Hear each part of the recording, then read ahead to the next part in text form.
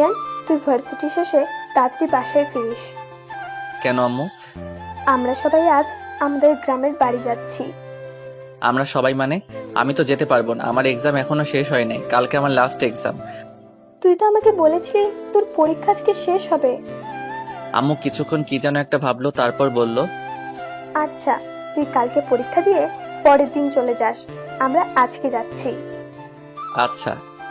আমি আবার বললাম, আম্মু হঠাৎ তোমাদের গ্রামের বাড়ি যাওয়ার কথা কেন মনে হলো? আগামী শুক্রবারে দিয়ার বিয়ে। কি বলো কি আম্মু, এত পিচ্ছি একটা মাইয়ার কিভাবে বিয়ে হবে? পিচ্ছি কোথায়, দিয়া তো এবার এসএসসি পাশ করেছে। এসএসসি পাশ করেছে বলে বিয়ের বয়স হয়ে গেছে? হায়রে গ্রামের মানুষ। তোকে এসব নিয়ে ভাবতে হবে না, তুই শুধু ঠিক সময়ে পৌঁছে যাস। যা, এখন ভার্সিটি যা। এখন আমি আমার পরিচয়টা আপনাদেরকে দিয়ে দেই। আমি নিয়ান আহমেদ, অনার্স লাস্ট ইয়ারের এক্সাম দিচ্ছি। দিয়া হলো আমার চাচাতো বোন, পিচ্ছি একটা মেয়ে। জানি না চাচা কেন এত তাড়াতাড়ি মেয়েটার বিয়ে দিয়ে দিচ্ছেন। পরের দিন পরীক্ষা দিয়ে বৃহস্পতিবার, মানে দিয়ার গায়ে হলুদের দিন। আমি গ্রামের বাড়ি যাওয়ার জন্য ট্রেনের টিকিট কাটলাম সকাল 6:30 ট্রেন। তাই আমি ভোর 5টায় ঘুম থেকে উঠে রেডি হয়ে স্টেশনে পৌঁছালাম। এতদিন পরীক্ষা দিয়ে ইট পাথরের দুনিয়া থেকে বের হয়ে গ্রামের সবুজ পরিবেশে যাচ্ছি। অনেক খুশি খুশি লাগছে। আর অনেক দিন পর গ্রামের বাড়িতে একটা বিয়ে খেতে যাচ্ছি। গ্রামের বিয়ের মজাই আলাদা, যা শহরের বিয়েতে পাওয়া যায় না। সকাল 7টা, ট্রেন চলছে তার দুরন্ত গতিতে। আমার কানের ইয়ারফোন বাজছে রোমান্টিক গান। দুপুর 12:30 এসে স্টেশনে পৌঁছালাম। যেহেতু চাচাদের বাসা স্টেশন থেকে বেশি দূরে না, তাই ভাবলাম রিক্সা দিয়ে যাই। রিক্সা দিয়ে গেলে গ্রামের সবুজ পরিবেশটা ভালো করে দেখতে পারবো। রিক্সা চলছে আপন গতিতে। চারিদিকে শুনশান বাতাস, পাখির কিচিরমিচির সবুজে ঘেরা মাঠ। অনেক ভালো লাগছে। কিছুক্ষণ পর রিক্সা এসে থামলো চাচার বাড়ির সামনে। আসলে চাচা হলেন এই এলাকার চেয়ারম্যান, তাই রিক্সাওয়ালাকে চাচার নাম বলাতেই একেবারে বাড়ির সামনে এনে নামিয়ে দিল। গেট খুলে বাড়িতে ঢুকলাম। বিশাল বাড়িটা খুব সুন্দর করে সাজানো। আমি গেটের ভিতর ঢোকা মাত্রই শিহাব, মানে দিয়ার ছোট ভাই, আমাকে দেখে দৌড়ে ঘরের ভিতরে যেতে যেতে জোরে জোরে বলতে লাগলো, নিয়ান ভাইয়া এসে গেছে। আম্মু, আব্বু, আপু সবাই এসে দেখো, নিয়ান ভাইয়া চলে এসেছে। শিহাবের ডাকে সবাই ঘর থেকে বেরিয়ে আসলো। সারা বাড়ির সব আত্মীয় স্বজন বেরিয়ে এসে আমাকে ঘিরে দাঁড়ালো। সবাই আমার দিকে তাকিয়ে আছে। আমি বুঝলাম না সবাই আমাকে দেখে এরকম রিয়াক্ট করছে কেন, আর সবাই আমাকে এরকম ভাবেই বা দেখছে কেন। দিয়াকে দেখলাম সবার পিছনে দাঁড়িয়ে আছে, আমার দিকে একবার তাকাচ্ছে আর একবার লজ্জা পেয়ে চোখ নিচে নামাচ্ছে। আমি কিছুই বুঝতে পারছি না কি হচ্ছে এসব। হঠাৎ চাচা বললেন, চলো তোমরা সবাই জামাই বাবাজিকে নিয়ে ঘরে যাই। জামাই বাবাজি মানে? চাচা জামাই বাবাজি কাকে বলছে? আমি আমার পেছনে তাকালাম, না, আমার পেছনে তো কেউ নাই। তাহলে চাচা কাকে জামাই বাবাজি বলল? আমি চিন্তায় পড়ে গেলাম। আমাকে চিন্তিত দেখে আম্মু বলল, এই নিয়ান, কি ভাবছিস এত? তোকে কিছু ভাবতে হবে না, চল ঘরে চল, আমি তোকে সব বুঝিয়ে বলছি। আম্মু আমাকে রুমে নিয়ে গেল। আমি বললাম, আম্মু এসব কি হচ্ছে? আমি কিছুই বুঝতে পারছি না। আর চাচা আমাকে জামাই বাবাজি বলছে কেন? নিজের মেয়ের হবু স্বামীকে জামাই বাবাজি বলবে না তো কি বলবে? মানে আমি? তুই দিয়ার হবু বর, আগামীকাল তোদের বিয়ে। আম্মু, কি? আমার পক্ষে এই পিচ্চিটাকে বিয়ে করা সম্ভব না। হঠাৎ আব্বু রুমে ঢুকে বলল, কি বললি তুই? হ্যাঁ আব্বু, আমি এই বিয়েটা করতে পারবো না। আর তাছাড়া আমার কি বিয়ের বয়স হয়েছে? আমার তো অনার্সই শেষ হয় নাই। শেষ হয় নাই তো কি হয়েছে, বিয়ের পর অনার্স মাস্টার সবই করবি। আব্বু, আমি আর কোনো কথা শুনতে চাই না। এই বলে আব্বু আম্মু দুজনেই রুম থেকে বেরিয়ে গেলেন। পরের দিন একরকম জোর করেই আমার বিয়েটা হয়ে গেল। রাতে আমি চাচাদের ছাদে এক কোণে দাঁড়িয়ে রইলাম আর মনে মনে ভাবতে লাগলাম, সত্যি কি আমার বিয়ে হয়ে গেল, তাও কিনা একটা পিচ্চি মাইয়ার সাথে। আমি কি পিচ্চিটাকে বউ হিসেবে মেনে নিতে পারবো? না, কোনোদিনও আমি ওই পিচ্চিটাকে বউ হিসেবে মানতে পারবো না। আমি অনেকক্ষণ হলো ছাদে দাঁড়িয়ে আছি। ঘড়িতে দেখলাম রাত 12:35 বেজে গেছে। পেছন থেকে হঠাৎ আদিবা, আমার ছোট বোন, ডাক দিল, ভাইয়া, তুমি এখানে? আর সবাই তোমাকে সারা বাড়ি খুঁজছে। কেন? আমাকে কেন খুঁজছে? সে কি, তুমি জানো না তোমাকে কেন খুঁজছে? আজ না তোমার বাসর রাত, আর ভাবি সেই কখন থেকে তোমার জন্য অপেক্ষা করছে। আমি আদিবার সাথে নিচে নেমে আসলাম। আব্বু আমাকে দেখে রাগে কটমট করে এগিয়ে আসলো আমার দিকে। এসে আমার গালে ঠাস করে একটা চড় বসিয়ে দিলেন। তারপর বললেন, মেয়েটা তোর জন্য সেই কখন থেকে অপেক্ষা করে বসে আছে, আর তুই কি না? যা, তাড়াতাড়ি ঘরে যা বলছি। আমার মাথায় অনেক রাগ উঠে গেল, তবে আব্বুর উপর না, ওই পিচ্চিটার উপর। ওই পিচ্চিটার কারণেই আব্বু আজ আমাকে মারলো। আমি রাগে ফুঁসতে ফুঁসতেই রুমে ঢুকলাম। দরজা খোলার আওয়াজ পেয়ে মেয়েটা দৌড়ে বেলকনি থেকে বেরিয়ে আসলো। এসেই মাথায় ঘুমটা দিয়ে বিছানাতে বসে পড়লো। আমি বিছানার দিকে এগিয়ে গেলাম। আমি বিছানার পাশে এসে দাঁড়াতেই মেয়েটা বিছানা থেকে নেমে আমার পা ধরে সালাম করতে লাগলো। পিচ্চিটা আমার পা ধরে সালাম করেই যাচ্ছে।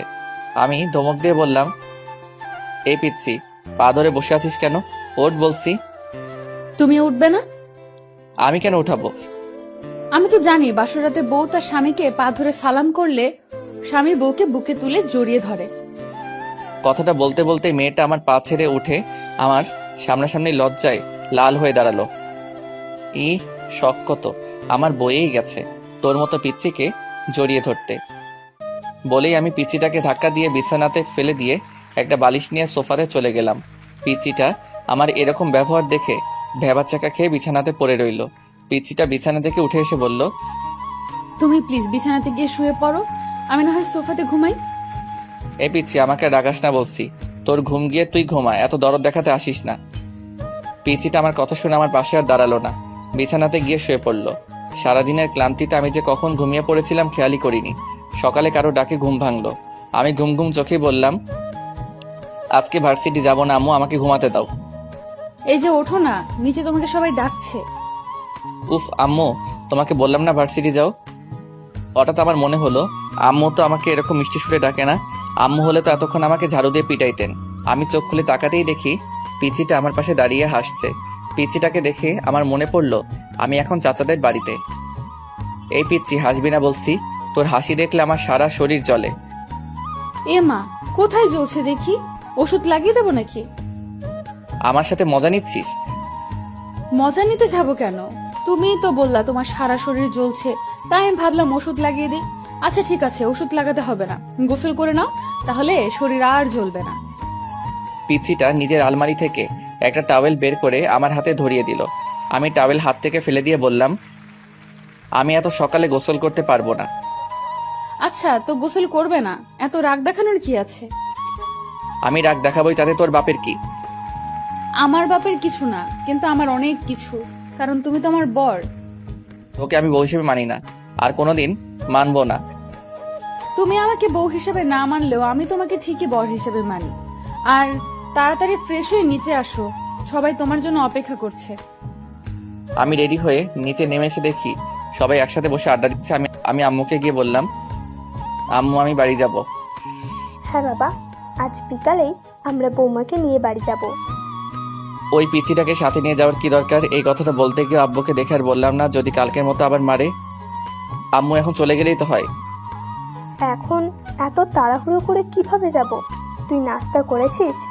যা কিছু খেয়ে নে। দিয়া মা, নিয়ানকে কিছু খেতে দে তো। আচ্ছা চাচি আম্মা। সে কি রে, তুই এখনো আমাকে চাচি আম্মা ডাকছিস? এখন থেকে আমাকে শুধু আম্মা বলে ডাকবি। আচ্ছা ঠিক আছে। আমি কিছু না বলে টেবিলে গিয়ে বসলাম। বিকেলে বাড়িতে যাওয়ার জন্য রেডি হচ্ছিলাম, হঠাৎ পিচ্চি এসে আমার হাতে একটা পাঞ্জাবি ধরিয়ে দিয়ে বলল, আম্মু বলেছেন এটা পড়তে। আমি হাতে নিয়ে দেখি বিয়ের দিন যে পাঞ্জাবিটা পরেছিলাম সেই পাঞ্জাবি। এত ভারী পাঞ্জাবি আমি পরতে পারবো না। সব সময় শুধু না না করো কেন? আমি পিচির ধমক শুনে কিছুটা ভয় পেয়ে গেলাম। এইটুকু পিচির এত তেজ! আমি আর কিছু না বলে পাঞ্জাবিটা পরে নিলাম। যাওয়ার সময় পিচিটা অনেক কান্না করলো। চাচা পিচিটাকে আমার হাতে তুলে দিলেন আর বললেন, আমার মেয়েকে সুখে রেখো বাবা, কোনোদিন কষ্ট দিও না। আমি জবাবে চাচাকে কি বলবো কিছুই বুঝতে পারলাম না। তারপর আমরা বাড়ির দিকে রওনা দিলাম। বাড়িতে ফিরে গাড়ি থেকে নেমে অবাক হয়ে গেলাম। সারা বাড়ি অনেক রকম বাতি দিয়ে সাজানো। পিচিটা গাড়ি থেকে নামতে গিয়ে আবার বসে পড়লো। কি হলো মা, নামছিস না কেন? মাথা ঘুরছে আম্মু। আমি এদিক সেদিক না তাকিয়ে সোজা ঘরের দিকে যেতে লাগলাম। পিছন থেকে আম্মু ডাক দিল, এই নিয়ান, বউকে ফেলেই ঘরে চলে যাচ্ছিস? ওর পা আছে, নিজে হেঁটে যেতে পারবে। ওকে কি কোলে তুলে নিয়ে যেতে হবে নাকি? হ্যাঁ, ভালো বুদ্ধি বের করেছিস। ওকে বরং কোলে করেই ঘরে নিয়ে যা। কি? আমি পারবো না। এরকম রিয়েক্ট করছিস কেন? তোকে নিজের বউকে কোলে নিতে বললো, অন্য কাউকে কোলে নিতে বলে নাই। আব্বু আমাকে পুরো কথাটা বলতে না দিয়ে আবার বললেন, আমি আর কিছু শুনতে চাই না।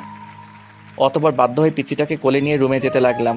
আমি পিচিটার মুখের দিকে তাকিয়ে দেখলাম মুচকি মুচকি হাসছে। ইচ্ছে করছে এখনই কোল থেকে নিচে ফেলে দেই। আমি পিচিটাকে নিয়ে রুমের দরজাতে আসতেই অবাক হয়ে গেলাম। রুমের দরজাতে পিচিটাকে কোলে নিয়েই দাঁড়িয়ে রইলাম।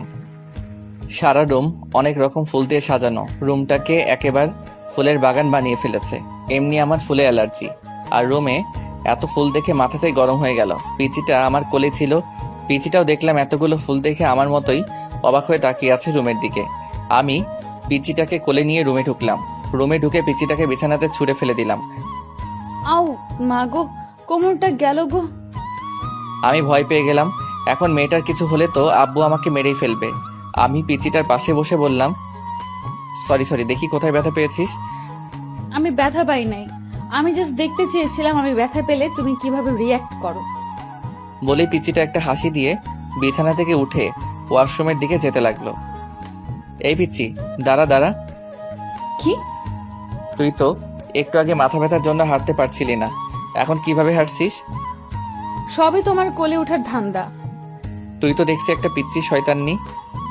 পিচিটা একটা হাসি দিয়ে ওয়াশরুমে ঢুকে গেল। আমি রুমে বসে বসে ভাবতে লাগলাম, না, পিচিটার সাহস অনেক বেড়ে গেছে। আমাকে এমন কিছু করতে হবে যাতে পিচিটা আমাকে ছেড়ে যেতে বাধ্য হয়। কিছুক্ষণ পর পিচি একটা পাতলা 3 পিস পরে বেরিয়ে আসলো। আমাকে বলল, যাও এখন ভারী পাঞ্জাবিটা চেঞ্জ করে আসো। আমি আমার পাঞ্জাবি চেঞ্জ করব কি না করব সেটা আমার ব্যাপার। আমার সব ব্যাপার তোকে এত নাক গলাতে হবে না। তুমি সবসময় এমন করো কেন? আমি এমন করবই, তাতে তোর কি? আমারই তো সব। তারপর আমি ফ্রেশ হতে গেলাম। ফ্রেশ হয়ে রুমে এসে দেখি পিচিটা রুমে নাই, হয়তো নিচে গেছে। আমি রেডি হয়ে নিচে চলে আসলাম। পিচিটা আম্মু আব্বু আর আদিবার সাথে হেসে হেসে কথা বলছে। পিচিটার কি সুন্দর নিষ্পাপ হাসি, কি মায়া ভরা চোখ, একদম মায়াবতী। আমি এসব কি ভাবছি? আমি তো এইটুকু পিচিকে কোনোদিনও বউ হিসেবে মানতে পারবো না। তাহলে কেন আমি পিচিটার মায়া জড়াচ্ছি? কি রে, এখানে দাঁড়িয়ে কি ভাবছিস? তোর জন্য সেই কখন থেকে আমরা না খেয়ে বসে আছি। চল, রাতের খাবার খাবি, চল। সে কি আম্মু, তোমরা এখনো খাও নাই? না রে, আমরা অনেকবার দিয়াকে বলেছি চল আমরা খেয়ে নেই, নিয়ান একটু রাত করেই খাবার খায়। কিন্তু পাগলি মেয়েটা কি বলে জানিস? বলে তুই না খাওয়া পর্যন্ত ও নাকি খেতে পারবে না। তাই আমরা ভাবলাম সবাই একসাথেই খাই। দেখছিস মেয়েটা এখন থেকে কিরকম তোকে ভালোবাসে। লক্ষ্মী একটা মেয়ে। লক্ষ্মী না ছাই, শয়তানের হাড্ডি একটা। কি রে, বিড়বিড় করে কি বলছিস? আমার বউটা কি ভালো, আমার জন্য না খেয়ে বসে আছে, এটাই বলছিলাম। আচ্ছা চল, এখন সবাই খেয়ে নেই, অনেক রাত হয়ে গেছে। আমি সবার আগে খাবার শেষ করে রুমে এসে একটা বই হাতে নিয়ে সোফাতে শুয়ে শুয়ে পড়তে লাগলাম। পিচি রুমে ঢুকে ভিতর থেকে দরজা লাগিয়ে দিল। আমি বললাম, এই পিচ্ছি, দরজা লক করছিস কেন? দরজা লক করবো না তো কি করব? আমি দরজা লক ছাড়ে ঘুমাই। এখন থেকে দরজা লক করেই ঘুমাতে হবে, কারণ এখন থেকে তো তুমি আর একা ঘুমাবে না, এখন থেকে তোমার বউও তোমার সাথে ঘুমাবে। তাই দরজা লক করেই ঘুমাতে হবে। আমি আর কিছু বললাম না। পিচিটা সারা বিছানা ঘুরে ঘুরে দেখতে লাগলো। দেখছো আমাদের কি ভাগ্য, আমরা দুইটা বাসরাত পেলাম, কিন্তু বাসরাতের আসল কাজটাই করতে পারলাম না।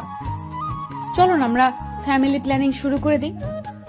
কথাগুলো বলতে বলতে পিচিটা পা ছড়িয়ে বিছানাতে মাথা নিচু করে বসে পড়লো। আমি সোফা থেকে উঠে আস্তে আস্তে পিচির দিকে এগোতে লাগলাম। পিচি আমাকে আসতে দেখে নড়ে চড়ে ঠিক হলো আর লজ্জায় লাল হতে লাগলো। আমি একটু একটু করে পিচিটার দিকে এগিয়ে যেতে লাগলাম। আমি পিচিটার পাশে এসে দাঁড়ালাম। পিচিটা এখনো মাথা নিচু করেই বসে আছে, জোরে জোরে নিঃশ্বাস নিচ্ছে। আমি হাঁটু গেড়ে পিচিটার পাশে বসে পড়লাম। পিচিটার হাত আমার হাতে শক্ত করে ধরলাম।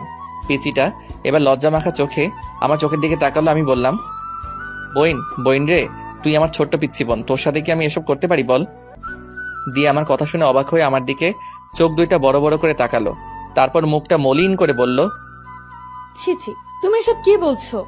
নিজের বউকে কেউ বোন বলে? দেখ দিয়া, তুই এখনো অনেক পিচ্ছি, তোর এখনো বিয়ের বয়স হয় নাই। তুমি আমাকে যতটা পিচ্ছি ভাবছো আমি কিন্তু ততটা পিচ্ছি না। বলেই দিয়া নিজের শরীর থেকে ওড়নাটা ফেলে বিছানা থেকে উঠে দাঁড়ালো। আমি উঠলাম আর আমি বললাম, তুই নিজেকে যতই বড় মনে করিস না কেন, তুই পিচ্ছিই থাকবি। না আমি পিচ্ছি না। হ্যাঁ তুই পিচ্ছি। আমাকে পিচ্ছি বলবে না বলছি। এইগুলো বলছে আর আমার দিকে এগিয়ে আসছে। আমি এক পা করে পিছিয়ে যাচ্ছি। আমি পিছাতে পিছাতে হঠাৎ পিছনে দেয়ালের সাথে আটকে গেলাম। এই পিচ্ছি, কি করছিস? আমি যে পিচ্ছি না সেটার প্রমাণ দেব? এখন দিয়ার থেকে আমার শরীর 1 ইঞ্চি দূরত্বে। চোখ বন্ধ করে নিজের ঠোঁট আমার ঠোঁটের দিকে এগিয়ে আনছে। পিচিটার ঠোঁট আমার ঠোঁটের একদম কাছে নিয়ে আসলো। পিচিটার নিঃশ্বাস আমার মুখের উপর পড়ছে। আমি পিচিটাকে কিছু বলতে যাব, তখনই হুট করে নিজের ঠোঁট আমার ঠোঁটে লাগিয়ে দিল। আমি মুখে কোনো শব্দ করতে পারছি না। কিছুক্ষণ পর পিচিটা নিজের ঠোঁট সরিয়ে আমার কপাল নিজের কপালে লাগিয়ে জোরে জোরে হাঁপাতে লাগলো। আমি পিচিটাকে ধাক্কা দিয়ে নিজের থেকে সরিয়ে নিলাম। হাত দিয়ে ঠোঁট মুছতে মুছতে বললাম, এই পিচ্ছি শয়তানি, তুই এটা কি করলি? আমি যে পিচ্ছি না সেটার প্রমাণ দিলাম। সর। ধাক্কা দিয়ে সরিয়ে বাথরুমে যেতে লাগলাম। অনেকক্ষণ ধরে বাথরুমে বসে বসে মোবাইল টিপছিলাম। পিচিটার সামনে যেতে ইচ্ছা করছে না। অনেক রাগ হচ্ছে পিচিটার উপর। এইটুকু পিচ্ছি একটা আমাকে কিস করছে, এটা ভাবতেই সারা শরীর জ্বলছে। আব্বুর ভয়ে পিচ্ছিটাকে কিছু বলতেও পারছি না। বাথরুমের বাইরে থেকে পিচিটার ডাক শুনলাম। এই যে এতক্ষণ ধরে বাথরুমে কি করছো? বেরিয়ে আসছো না কেন? বাথরুমেই ঘুমিয়ে পড়লে নাকি? আমি কোনো উত্তর না দিয়ে মোবাইল টিপছি। কিছুক্ষণ থেমে পিচিটা আবার ডাকতে লাগলো। এই যে শুনছো, বেরিয়ে আসো না প্লিজ, আমার একা একা ভয় লাগছে। আমি মনে মনে বললাম, তোর ভয় লাগছে তো আমি কি করব? কোলে নিয়ে নাচবো নাকি, পিচ্ছি শয়তানি একটা? এবার পিচিটা বাথরুমের দরজাটা জোরে ধাক্কা দিতে লাগলো। দরজা খুলছো না কেন? প্লিজ দরজাটা খুলো। এবার পিচিটা নিজেকে নিজেই প্রশ্ন করলো, ওর কিছু হলো না তো? এই কি হলো, দরজা খুলছো না কেন? কান্না করছে আর জোরে জোরে বাথরুমের দরজাটা ঠেলছে। এবার আমার বেরিয়ে আসা দরকার না হলে পিচিটার কথা শুনে আব্বু আম্মু চলে আসবেন। আমি দরজা খুলে বাইরে বেরিয়ে আসলাম। আমাকে দেখি পিচিটা আমাকে শক্ত করে জড়িয়ে ধরলো আর বলতে লাগলো, তুমি ঠিক আছো তো? তোমার কিছু হয় নাই তো? এতক্ষণ দরজা আটকে কি করছিলে? জানো আমি কতটা ভয় পেয়ে গিয়েছিলাম। সত্যি তুই একটা পিচ্ছি। বলেই পিচিটাকে পাশ কাটিয়ে বিছানা থেকে একটা বালিশ নিয়ে সোফাতে চলে গেলাম। পিচিটা আমার পিছে পিছেই আসলো। আমি সোফাতে বালিশ থেকে ঘুমাতে যাব, তখনই পিচিটা আমাকে বলল, তুমি সোফাতে ঘুমাবে না, আমার সাথে বিছানাতে ঘুমাবে। আমি তোর সাথে ঘুমাতে পারবো না। তোমাকে আমার সাথেই ঘুমাতে হবে, না হলে কিন্তু না ঘুমালে কি করবি? হ্যাঁ, আমার সাথে না ঘুমালে শ্বশুর আব্বাকে ডাক দিব আর বলবো তুমি আমাকে মারছো। কি বললি? আমি তোকে মারছি? তুমি আমাকে মারো নাই সেটা শুধু তুমি আর আমি জানি, আব্বু তো আর জানে না। তুই আমাকে ব্ল্যাকমেইল করছিস? আমার প্রশ্নের উত্তর না দিয়ে উল্টা আমাকে প্রশ্ন করলো। তুমি বলো আমার সাথে ঘুমাবে নাকি আমি আব্বুকে ডাক দিব? তোর মতো পিচ্ছি শয়তানির সাথে আমি ঘুমাতে পারবো না। ওকে, তাহলে আমি আব্বুকে ডাক দিই। আব্বু। আমি ওর মুখ চেপে ধরে বললাম, এই কি করছিস? আমি ঘুমাবো তো, তোর সাথে ঘুমাবো। প্লিজ আব্বুকে ডাক দিস না, পিচ্ছি শয়তানি একটা।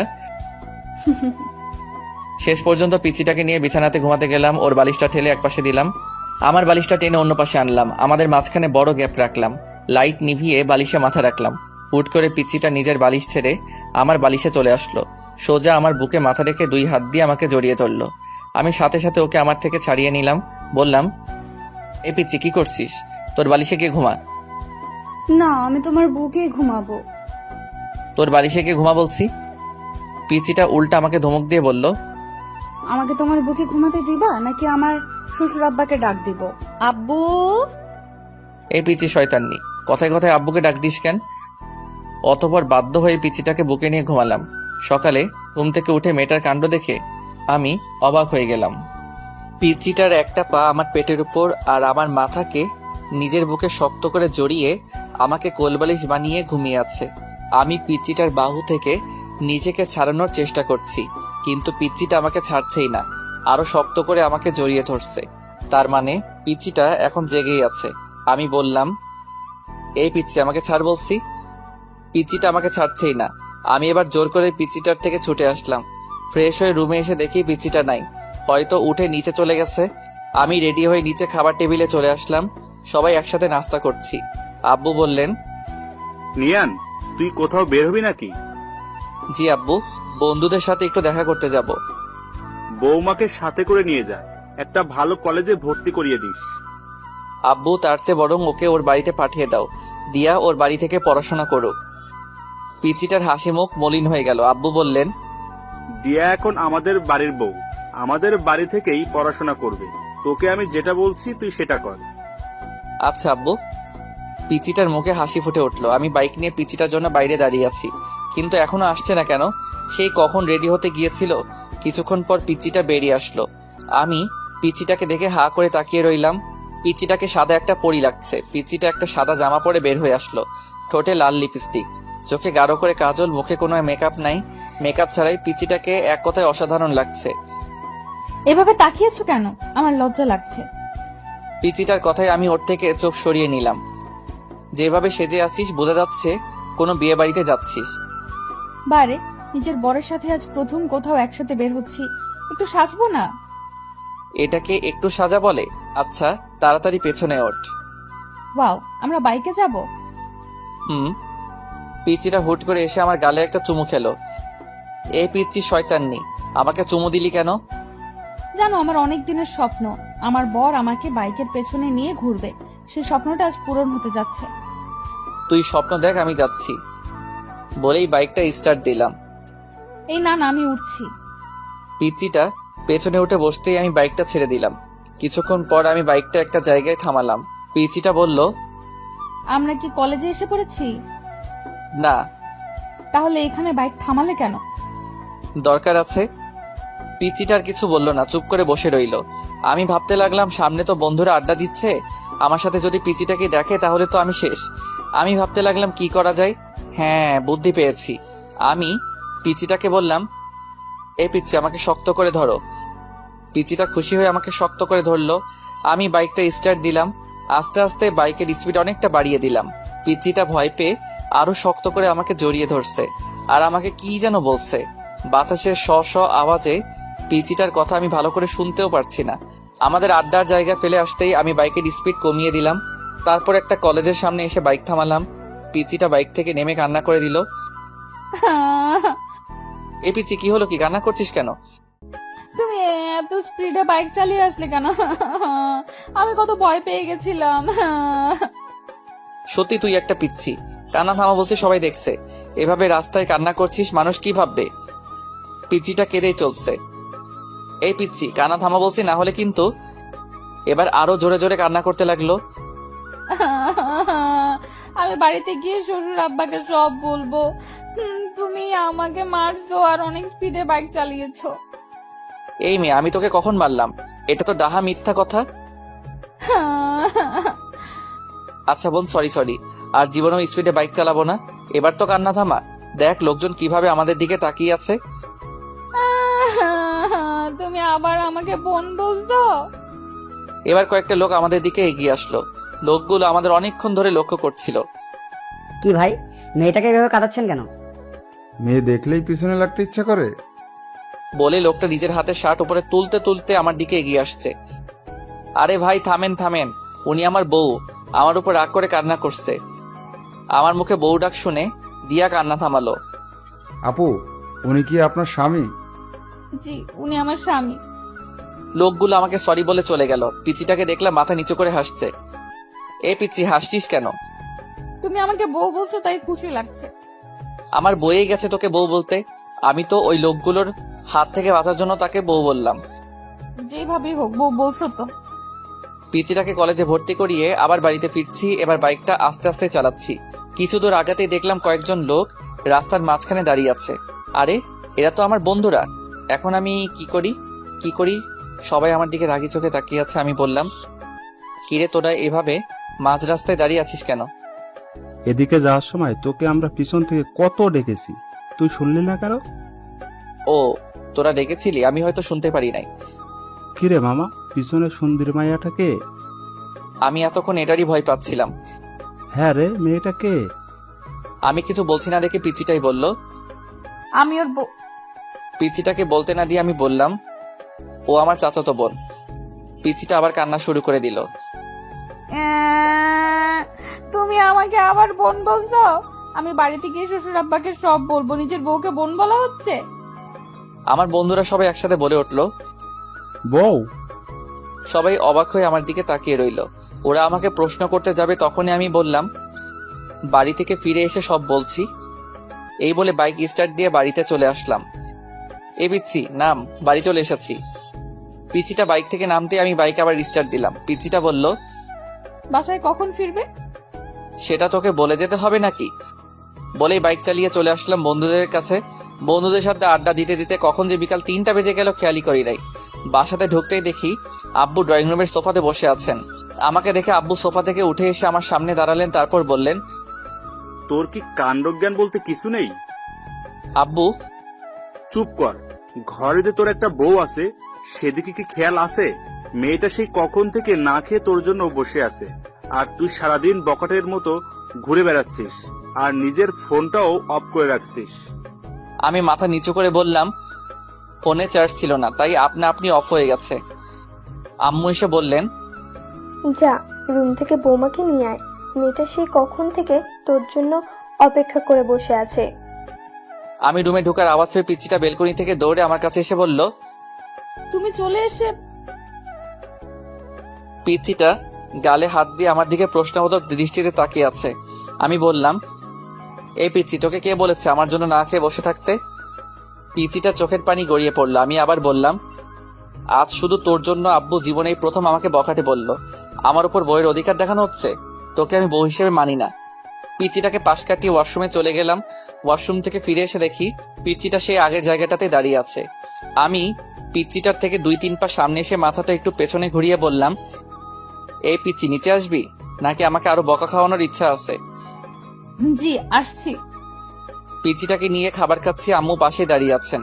পিচ্চিকে দেখলাম খাবার না খেয়ে কি যেন একটা ভাবছে, আর খাবারগুলো হাত দিয়ে শুধু নাড়ছে। আম্মু পিচ্চিটাকে বললেন, কি রে মা, তুই খাবার না খেয়ে কি ভাবছিস? কিছু না আম্মু। তাহলে খাচ্ছিস না কেন? পিচ্চিটা নিজের গাল থেকে চুলগুলো সরিয়ে কিছুটা ভাত মুখে নিল। আম্মু চিৎকার দিয়ে উঠলেন, সে কি রে দিয়া মা, তোর গালে এটা কিসের দাগ? আম্মুর কথায় আমি পিচিটার গালের দিকে তাকালাম। পিচিটার গাল অনেকটা লাল হয়ে আঙুলের ছাপ দেখা যাচ্ছে। আমার আর বুঝতে বাকি রইল না যে এটা আমারই আঙুলের ছাপ। তখন রাগে থাপ্পড়টা অনেক জোরেই মেরেছিলাম। কি রে মা, কিছু বলছিস না যে? আমাকে বল, কি হয়েছে? এটা হয়তো অ্যালার্জির কারণে হয়েছে আম্মু। গালটা অনেকক্ষণ ধরে চুলকাচ্ছিল। ওষুধ লাগিয়েছিস? না আম্মু, পরে লাগিয়ে নিব। মেয়েটাকে দেখে আমার অনেক মায়া হচ্ছে। আমাকে বাঁচানোর জন্য মেয়েটা মিথ্যা বললো, আর আমি কিনা নিজের উপর রাগ হচ্ছে। মেয়েটা আমার আগেই খাবার খেয়ে রুমে চলে গেল। কিছুক্ষণ পর আমি রুমে গিয়ে দেখি মেয়েটা রুমে নাই, হয়তো বেলকনিতে আছে। ভাবলাম মেয়েটাকে সরি বলে আসি। আমি বেলকনিতে গিয়ে দেখলাম পিচিটা আনমনে বাইরে তাকিয়ে আছে। আমাকে বলতে না দিয়ে পিচিটা বলল, আপনি আমাদের ডিভোর্স চান তাই তো? আমি জানি আপনি আমাদের ডিভোর্স চান, কিন্তু আপনার আব্বুর ভয় বলতে পারছেন না। আর এই বিয়েটাও আপনার আব্বুর ভয়ে করেছেন। কিন্তু আপনি চিন্তা করবেন না, ডিভোর্স হওয়ার পর আপনার আব্বুকে বলবো আমি নিজেই আপনাকে ছেড়ে চলে গেছি। বলবো আপনার কোনো দোষ নেই। আপনি ডিভোর্স পেপার রেডি করেন। পিচিটা চোখের পানি মুছে রুমে চলে গেল। আমি কিছুই বলতে পারলাম না। পরের দিন বাহিরে ঘুরতে যাওয়ার কথা বলে পিচিটাকে নিয়ে উকিলের কাছে আসলাম। উকিলের কাছে আসার পর উকিল বলল, বিয়ের 6 মাস আগে ডিভোর্স দেওয়া সম্ভব না। তার মানে আমাদেরকে আরো 6 মাস একসাথে থাকতে হবে। তারপর ডিভোর্সের অ্যাপ্লাই করে কোর্ট থেকে বেরিয়ে আসলাম। আজ আমি বাইকটা সাথে আনি নাই, তাই রিক্সা দিয়ে বাড়ি ফিরছিলাম। অনেকক্ষণ ধরে রিক্সাতে বসে আছি, কারো মুখে কোনো কথা নাই, দুজনে চুপ করে আছি। দুজনের নীরবতা ভেঙে পিচিটাই বলল, আমার একটা কথা রাখবেন? বলো। আমরা যে কটা দিন একসাথে থাকবো সেই কটা দিন কি আমরা স্বামী স্ত্রীর মতো থাকতে পারি না? মানে তুই কি বলতে চাইছিস? আরে আমি তোমার কাছে স্ত্রীর অধিকার চাই নাই, আমি বলছি আমরা স্বামী স্ত্রীর মতো ব্যবহার করতে পারি কি না। প্লিজ আমার এই শেষ ইচ্ছাটা রাখো। আচ্ছা ঠিক আছে। সত্যি? পিচিটা আমার হাত হালকা জড়িয়ে ধরে বলল, থ্যাংক ইউ। রিক্সা এসে আমাদের বাড়িতে দাঁড়ালো। ঘরে ঢুকে অবাক হয়ে গেলাম। চাচা, চাচি, শিহাব আরো অনেকেই আমাদের ড্রয়িং রুমে বসে আছে। পিচিটা ওর আম্মু আব্বুকে দেখে দৌড়ে গিয়ে ওর আম্মুকে জড়িয়ে ধরলো। তারপর ওর আম্মুকে ছেড়ে ওর আব্বুকে জড়িয়ে ধরার সাথে সাথে কান্না করে দিল। চাচা বললেন, আরে পাগলি মেয়ে, কাঁদছিস কেন? বাবা তুমি কেমন আছো? পিচিটা হয়তো ওর বাবাকে একটু বেশি ভালোবাসে, তাই এরকম ভাবে কান্না করছে। দেখো পাগলি মেয়ের কাণ্ড। আমি ভালো আছি রে মা, তুই কেমন আছিস? মুখে হাসি দিলেও চোখ দিয়ে পানি ঠিকই পড়ছে। ভালো বলেই আবার ঢুকরে ঢুকরে কান্না করতে লাগলো। চারিপাশে দেখলাম পিচিটার কান্না দেখে সবার চোখে পানি চলে এসেছে। আমার ওদের দেখে কোনো কষ্ট হচ্ছে না, কারণ আমি জানি আর কয়েক মাস পর পিচিটা ওর আম্মু আব্বুর কাছে চলে যাবে। তাই আমার তেমন কষ্ট হচ্ছে না। চাচা পিচিটার মাথায় হাত বুলিয়ে দিচ্ছে আর সান্ত্বনা দিচ্ছেন। এবার পিচিটাকে নিজের থেকে ছাড়িয়ে কপালে একটা চুমু খেলেন। পিচিটা এবার কিছুটা শান্ত হলো। আম্মু আমাকে ইশারায় বললেন চাচা চাচিকে সালাম করতে। আমি এগিয়ে গিয়ে চাচা চাচিকে সালাম করলাম। এবার আব্বু পিচিটাকে বললেন, যাও মা, ব্যাগপত্র গুছিয়ে নাও। আজ তোমরা তোমাদের বাড়ি যাচ্ছ। তোমার আব্বু আম্মু তোমাদের নিতেই এসেছেন। পিচিটা একবার আমার দিকে তাকিয়ে উপরের রুমে যেতে লাগলো। আব্বু আমাকে বললেন, কি রে, তুই দাঁড়িয়ে আছিস কেন? ব্যাগপত্র গুছিয়ে নে, তোদের গ্রামে গিয়ে 4 থেকে 5 দিন থাকতে হবে। আমি অবাক হয়ে বললাম, আব্বু আমাকেও যেতে হবে নাকি? হ্যাঁ বাবা, বিয়ের পর শ্বশুর বাড়ি গিয়ে কয়েকদিন থাকতে হয়, এটাই নিয়ম। আর তাছাড়া তুমি সেখানে যাচ্ছ, সেটা তো শুধু তোমার শ্বশুর বাড়ি না, তোমার নিজেরও বাড়ি। চাচা বলছিলাম কি আমি না গেলে কি হয় না? না, হয় না। যা, তাড়াতাড়ি গিয়ে রেডি হয়ে নে। অতপর বাধ্য হয়ে আমাদের গ্রামের বাড়ি মানে শ্বশুর বাড়ি আসতে হলো। গাড়ির গেটের ভিতর ঢুকতেই অবাক হয়ে গেলাম। বাড়িটা এখনো সেই বিয়ে বাড়ির মতো সাজানো। ভিতরে ঢুকতেই কয়েকটা মেয়ে দিয়া চিৎকার দিয়ে পিচিটাকে জড়িয়ে ধরলো। তারপর একটা মেয়ে আমার দিকে তাকিয়ে বলল, উনি কি তোর বর? পিচিটা লজ্জায় মাথা নিচু করে হ্যাঁ বলল। অন্য আরেকটা মেয়ে বলল, ও মাই গড দিয়া, তোর বরটা কত হ্যান্ডসাম রে, আমি তো প্রথম দেখাতেই প্রেমে পড়ে গেছি। এই ফারিয়া, তুই কিন্তু ভুলে যাস না, ও কিন্তু আমার বর। রাগ করিস কেন? আমি তো দুলাভাইয়ের সাথে মজা করলাম। আমি বুঝতে পারলাম মেয়েগুলো পিচিটার মতোই এক একটা শয়তানের হাড্ডি। আমি বললাম, আপনাদের কাউকে তো চিনলাম না। পিচিটা বলল, ওরা আমার বান্ধবী। ও কিরে, তোরা এখানে দাঁড়িয়ে আছিস? দিয়া মা, জামাই বাবাজিকে নিয়ে রুমে গিয়ে ফ্রেশ হয়ে নে। পিচিটার সাথে রুমে আসলাম। রুমে এসে শরীর এলিয়ে দিলাম বিছানাতে। অনেকক্ষণ জার্নির কারণে একটু ক্লান্ত লাগছে। পিচিটা আমার সামনে এসে দাঁড়িয়ে বলল, তুমি আগে ফ্রেশ হবে নাকি আমি আগে ফ্রেশ হয়ে নিব? তুই যা, আমি তোর পরে ফ্রেশ হয়ে নিব। পিচিটাকে দেখলাম রাগী চোখে আমার দিকে তাকিয়ে আছে। কি হলো, এভাবে তাকিয়ে আছিস কেন? আমাদের মধ্যে কি কথা হয়েছিল? কি? তুমি আমাকে কথা দিয়েছিলে না আমরা যে কটা দিন একসাথে থাকবো সে কটা দিন স্বামী স্ত্রীদের মতো থাকবো। তাহলে তুমি আমাকে এখনো তুই তুই করে ডাকছো কেন? তুমি আমাকে পিচ্চি ডাকতে পারো, তাতে আমার কোনো সমস্যা নেই, কিন্তু এই তুই তুই করে ডাকবে না। আমার কেন জানি তোমার মুখে তুই ডাকটা সহ্য হয় না। ওকে, চেষ্টা করব। চেষ্টা করবো মানে? আচ্ছা রে বাবা, তুমি করে ডাকবো। খুশি? অনেক খুশি। পিচি শয়তান নিয়ে একটা। পিচিটা একটা হাসি দিয়ে বাথরুমে চলে গেল। কিছুক্ষণ পর পিচিটা গোসল করে বেরিয়ে আসলো। আমি হা হয়ে পিচিটার দিকে তাকিয়ে রইলাম। পিচিটা লজ্জা পেয়ে আমাকে বলল, কি দেখছো? আমি এবার হাসিতে ফেটে পড়লাম। কেন হাসছি বুঝতে পারছে না তো? দাঁড়ান, আগে একটু হেসে নিই, তারপর বলছি। পিচিটা একটা শাড়ি পরে বের হয়ে আসছে।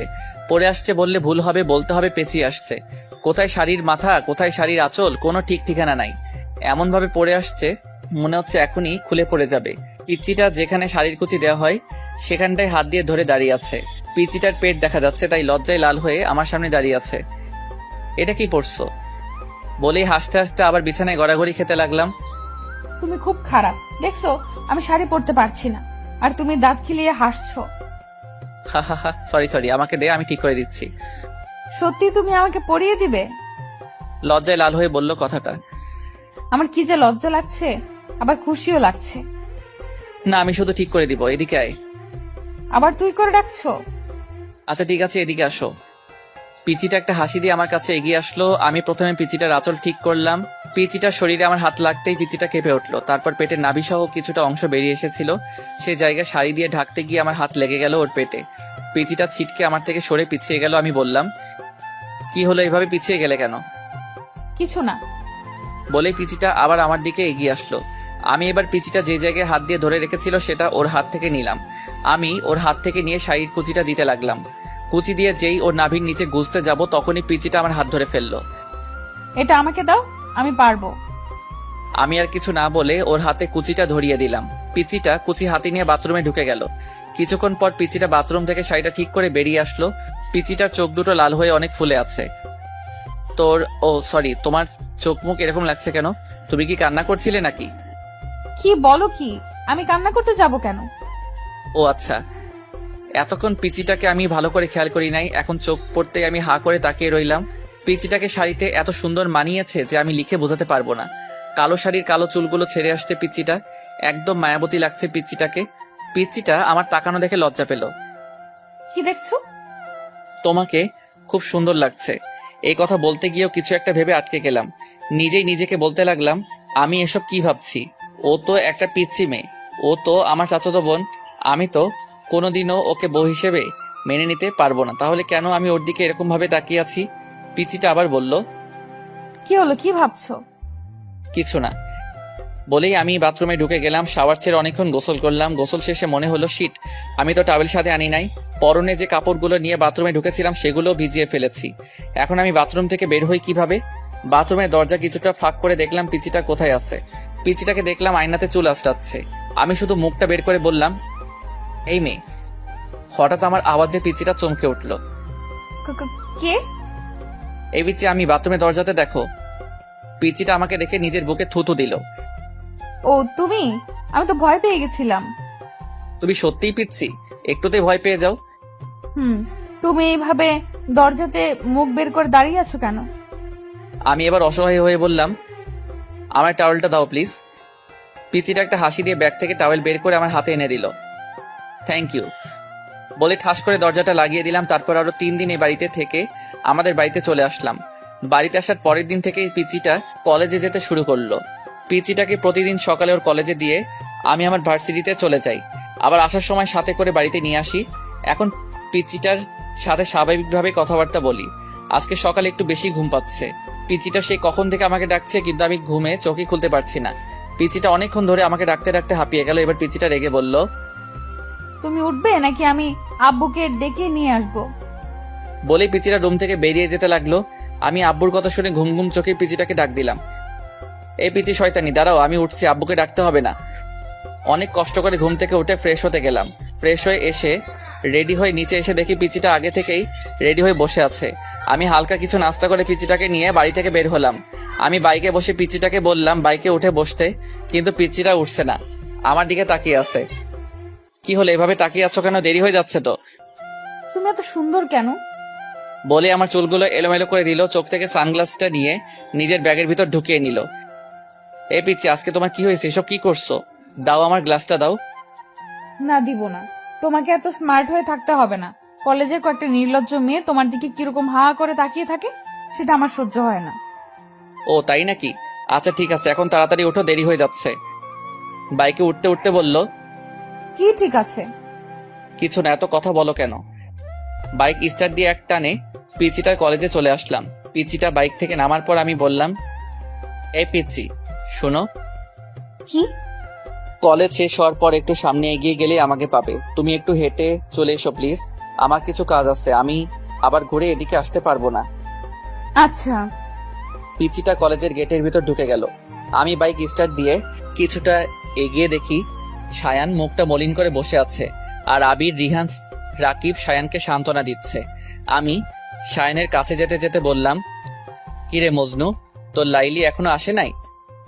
আমি কাছে যেতেই সায়ান আমাকে জড়িয়ে ধরে কান্না করতে লাগলো। প্লিজ বন্ধু, তুই কিছু একটা কর, আমি জেনিয়াকে ছাড়া বাঁচবো না। জেনিয়া হলো সায়ানের গার্লফ্রেন্ড। 3 বছর ধরে ওদের রিলেশন, দুজন দুজনকে অনেক ভালোবাসে। কিছুদিন পর জেনিয়ার বিয়ে, কিন্তু জেনিয়া না পারছে ফ্যামিলি ছেড়ে সায়ানের কাছে চলে আসতে, না পারছে সায়ানকে ছাড়া অন্য কাউকে বিয়ে করতে। আজ জেনিয়া সায়ানের সাথে লাস্ট দেখা করতে আসছে। লাস্ট দেখা করবে সেই কথা শুনেই রাতে সায়ান আমাকে ফোন করে জানিয়ে দিয়েছিল। অনেকক্ষণ অপেক্ষার পর জেনিয়া আসলো। আমাদের সবাইকে দেখে কিছুটা অবাক হলো। আমি বললাম, জেনিয়া এদিকে আসো। আমি জেনিয়াকে ওদের থেকে কিছু দূরে নিয়ে গেলাম। আমি বললাম, জেনিয়া সত্যি করে বলো তো, তুমি কি সায়ানকে ছাড়া অন্য কারোর সাথে থাকতে পারবে? ওকে ছাড়া থাকতে পারবো না বলেই তো মরার রাস্তা বেছে নিয়েছি। তুমি কি মনে করেছো তুমি মরে গেলে সায়ান বেঁচে থাকতে পারবে? এবার মেয়েটা কান্না করতে লাগলো। তো আমি কি করব বলেন ভাইয়া? পালিয়ে যাও। কিন্তু আমার ফ্যামিলি? দেখো জেনিয়া, তোমরা পালিয়ে গিয়ে বিয়ে করার পর যখন তোমার কোলে ছোট্ট আরেকটা জীবন আসবে, তখন তোমার ফ্যামিলি ওই বাচ্চাটার দিকে তাকিয়ে সব মান অভিমান ভুলতে বাধ্য হবে। কিন্তু জেনিয়াকে পুরো কথাটা বলতে না দিয়ে পিচিটা এসে বলল, এই যে আমি চলে এসেছি। তারপর জেনিয়ার দিকে তাকিয়ে বলল, ওই মেয়েটা কে? বলছি, তুমি ওদের কাছে গিয়ে বসো, আমি ওর সাথে কিছু ইম্পর্টেন্ট কথা বলে আসছি। মেয়েটার সাথে তোমার কিসের ইম্পর্টেন্ট কথা? নির্লজ্জ মেয়েগুলো শুধু সারাদিন তোমার পিছে পিছে লেগে থাকে। কথাগুলো বলতে বলতেই আমার হাত ধরে টেনে নিয়ে যেতে লাগলো। আমার রাগ উঠে গেল চরমে। এক ঝটকায় পিচিটার হাত থেকে আমার হাত ছাড়িয়ে গালে ঠাস করে একটা চর বসিয়ে দিলাম। পিচিটা গালে হাত দিয়ে দাঁড়িয়ে আছে।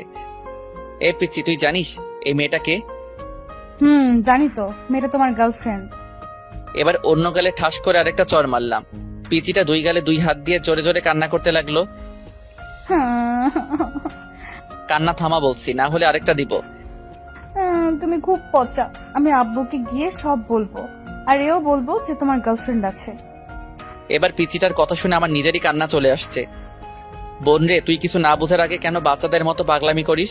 বাচ্চাদের মতো কি, তুই তো বাচ্চাই। ও আমার গার্লফ্রেন্ড না, শায়নের গার্লফ্রেন্ড।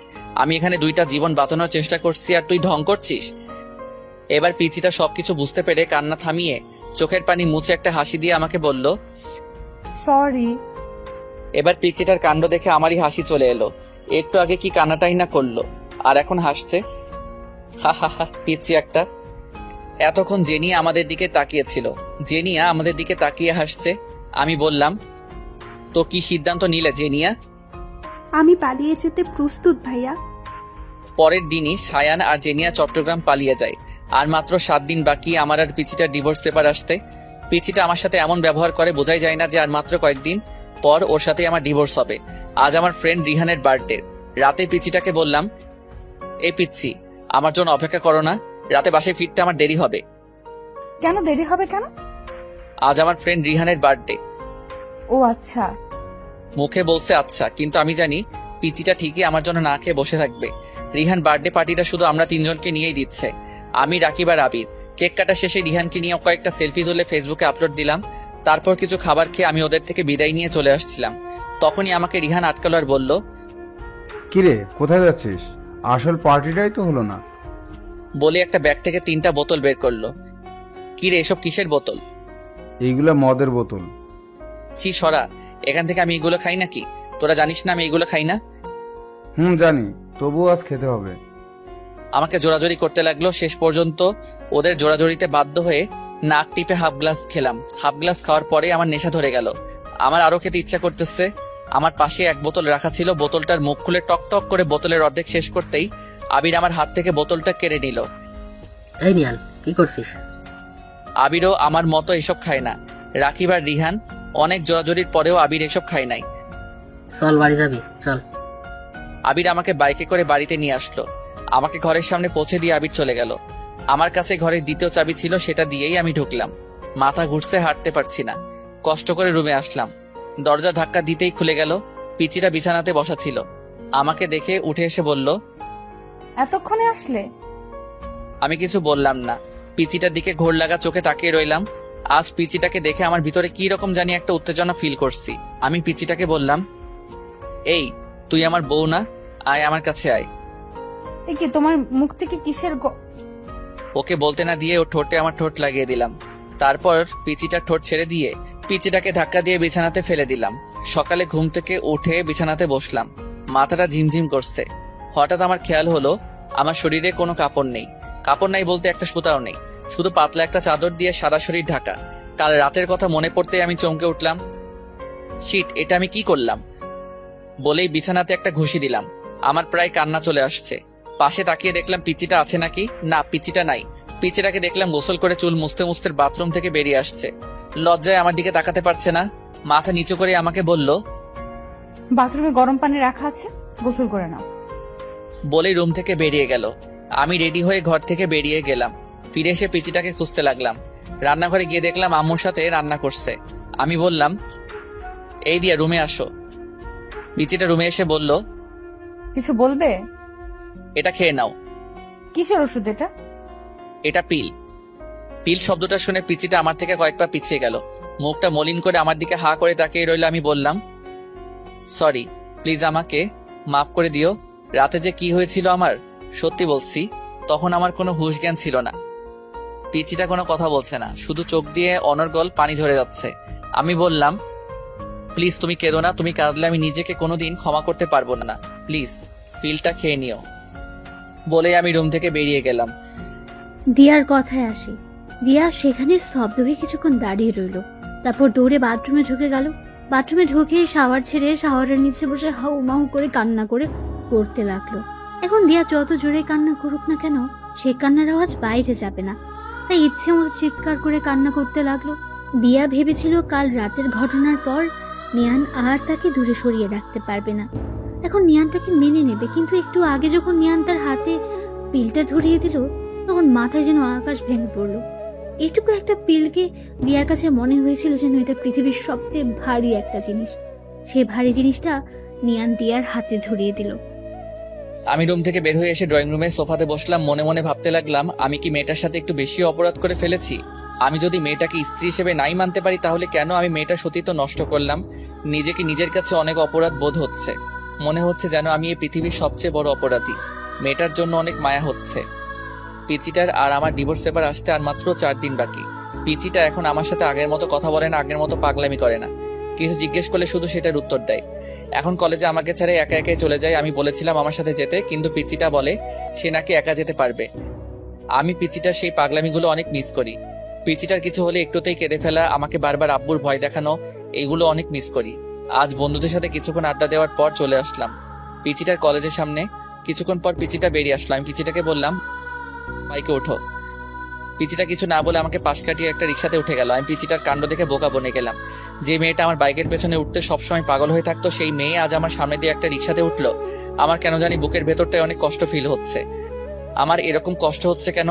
তাহলে কি আমি মেয়েটাকে ভালোবেসে ফেলেছি? সত্যি কি আমি মেয়েটাকে ভালোবেসে ফেলেছি? নিজেই নিজেকে প্রশ্ন করতে লাগলাম। সেখানে দাঁড়িয়ে না থেকে বাড়িতে চলে আসলাম। রুমে ঢুকে দেখলাম মেয়েটা গোসল করে বাথরুম থেকে বের হচ্ছে আর টাওয়েল দিয়ে চুল মুছছে। আজ কেন জানি আমার কাছে মেয়েটাকে অন্যরকম লাগছে। বারবার পিচিটার দিকে চোখ যাচ্ছে। পিচিটার মুখটা আজ এত ফ্যাকাশে লাগছে কেন? অনেকক্ষণ ধরে দেখছি পিচিটা মনমরা হয়ে কি যেন একটা ভাবছে। পিচিটা আয়নার সামনে দাঁড়িয়ে ছিল। আমি বললাম, তোমার কি কিছু হয়েছে? মেয়েটা আমার কথায় পিছনে ঘুরে আমার দিকে কিছুক্ষণ প্রশ্নবোধক দৃষ্টিতে তাকিয়ে রইল। তারপর মুখটা মলিন করে শুধু একটা শব্দ বলল, না। মেয়েটা রুম থেকে বেরিয়ে গেল। আমি বুঝলাম না মেয়েটা আমার দিকে এরকম ভাবে তাকালো কেন। মেয়েটা কি চোখের ভাষা দিয়ে আমাকে কিছু বোঝাতে চাইছিল? রাত 10:30। আমি আগে খাবার শেষ করে রুমে এসে মেয়েটার জন্য অপেক্ষা করছিলাম। মেয়েটা এতক্ষণ ধরে আসছে না কেন? আমি রুম থেকে বের হয়ে মেয়েটাকে ডাকতে লাগলাম, দিয়া, এই দিয়া। আসছি। দৌড়াতে দৌড়াতে মেয়েটা রুমে আসলো, আমার সামনে এসে দাঁড়ালো। হাঁপাতে হাঁপাতে বলল, কিছু বলবে? এতক্ষণ ধরে রুমে আসছিলে না, তার জন্যই ডাকলাম। আর কিছু বলবে না? আমি জানি মেয়েটা আমার মুখ থেকে কি শুনতে চাইছে। আমি মেয়েটার আমার জন্য এরকম অস্থিরতা দেখে মনে মনে হাসতে লাগলাম।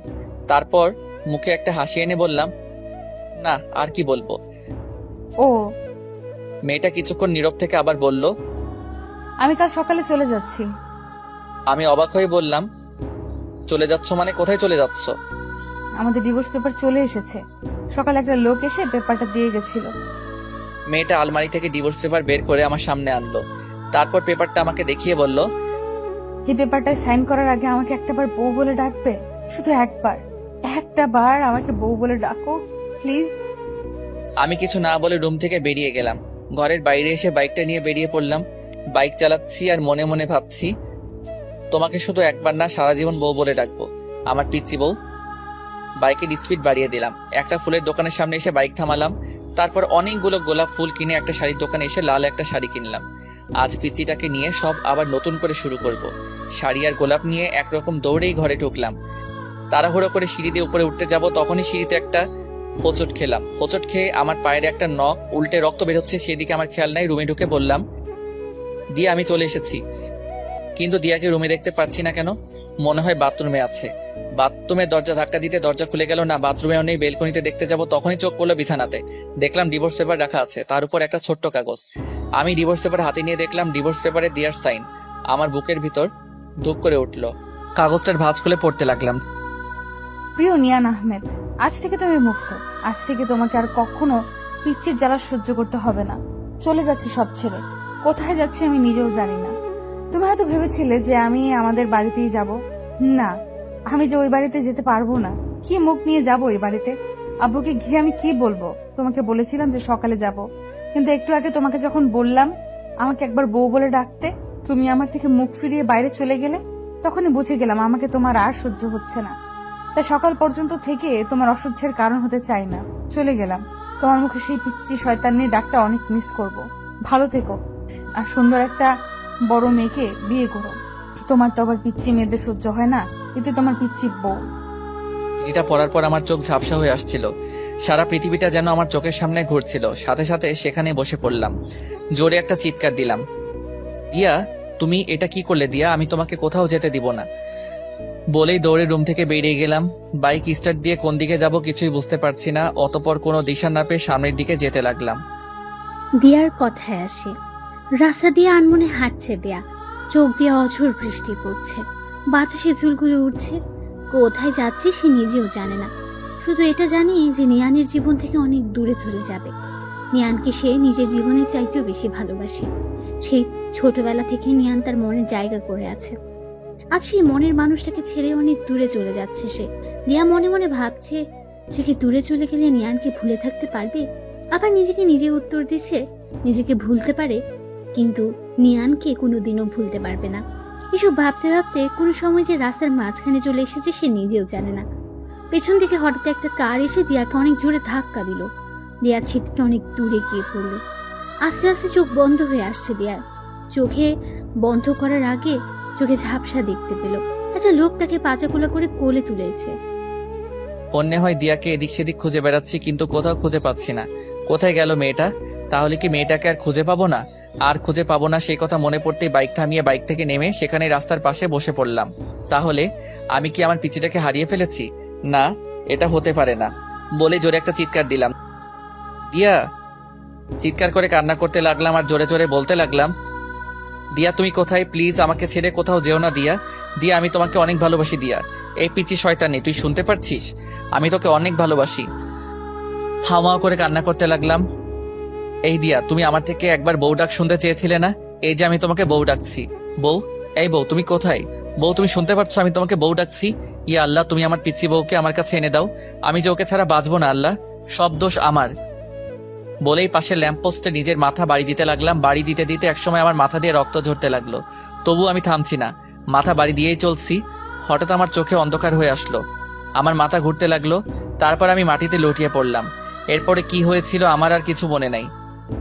দিয়া বলে চিৎকার দিয়ে উঠলাম। এ কি, আমি কোথায়? সারা রুমে চোখ বুলাতেই বুঝতে পারি এটা একটা হসপিটাল। মাথায় ব্যথা অনুভব করলাম, মাথায় হাত দিয়ে দেখি ব্যান্ডেজ। আমার চিৎকার শুনে আম্মু দৌড়ে কেবিনে ঢুকলেন। আম্মু আমার পাশে এসে বসে বললেন, এখন কেমন লাগছে নিয়ান? আমি আম্মুর প্রশ্নের উত্তর না দিয়ে কান্না করতে করতে বললাম, আম্মু দিয়া। চুপ কর, তোকে আর কিচ্ছু বলতে হবে না। আমি চিঠিটা পড়েছি আর তোদের ডিভোর্সের পেপারটাও দেখেছি। তুই মেয়েটার সাথে এমন কেন করলি নিয়ান? বলে আম্মু কান্না করতে করতে কেবিন থেকে বেরিয়ে গেলেন। আমি অসুস্থ না হলে হয়তো আম্মু আমার গালে কষে একটা চড় মারতেন। আমার অসুস্থতার জন্য সেটা করলেন না। আমার দিয়ার কথা মনে পড়তেই আমার বুকটা কেঁপে উঠল। হাতের স্যালাইন খুলে হাসপাতালের সিট থেকে নামলাম। দাঁড়াতেই পারছি না, অনেক কষ্ট হচ্ছে। তবুও উঠে দাঁড়ালাম। যতই কষ্ট হোক আমাকে যে যেতে হবে, আমার পিচিটাকে যে খুঁজে বের করতে হবে। কেবিন থেকে বেরিয়ে পড়লাম। মাথাটা ঝিমঝিম করছে। আমাকে দেখে আম্মু চিৎকার দিয়ে উঠলেন, নিয়ান, তুই এই অবস্থাতে কোথায় যাচ্ছিস? বলেই পেছন থেকে আম্মু আমার হাত চেপে ধরলেন। আম্মু আমাকে ছাড়ো, আমাকে যেতে হবে, দিয়াকে খুঁজে বের করতে হবে। নিয়ান বাবা, এরকম পাগলামি করিস না। তোর শরীরটা যে ভালো না। তাছাড়া দিয়াকে খুঁজতে তোর আপু আর চাচা গেছেন। না আম্মু, আমাকেও যেতে হবে। বলেই এক ঝটকায় আম্মুর থেকে আমার হাত ছাড়িয়ে দৌড়ে যেতে লাগলাম। কিছুটা যেতেই মাথাটা ঘুরতে লাগলো, আর যেতে পারলাম না। সেখানেই মাথা ঘুরে পড়ে গেলাম। এদিকে আজ 3 দিন পর দিয়ার জ্ঞান ফিরল। রিয়া চোখ খুলতে নিজেকে একটা হসপিটালে আবিষ্কার করে। পাশে লক্ষ্য করে দেখে নিয়ানের বয়সে একটা ছেলে বসে আছে। দিয়া বলল, আমি কোথায় আর এখানে কিভাবে আসলাম? দিয়াকে উঠতে দেখে ছেলেটা বলল, আপনার এখন কেমন লাগছে? ভালো, কিন্তু আমি এখানে কেন? আর এটা কোন জায়গা? আপনি এখন মালয়েশিয়ায়। মানে আমি মালয়েশিয়া কিভাবে আসলাম? আমি তো একটা গাড়ির সাথে।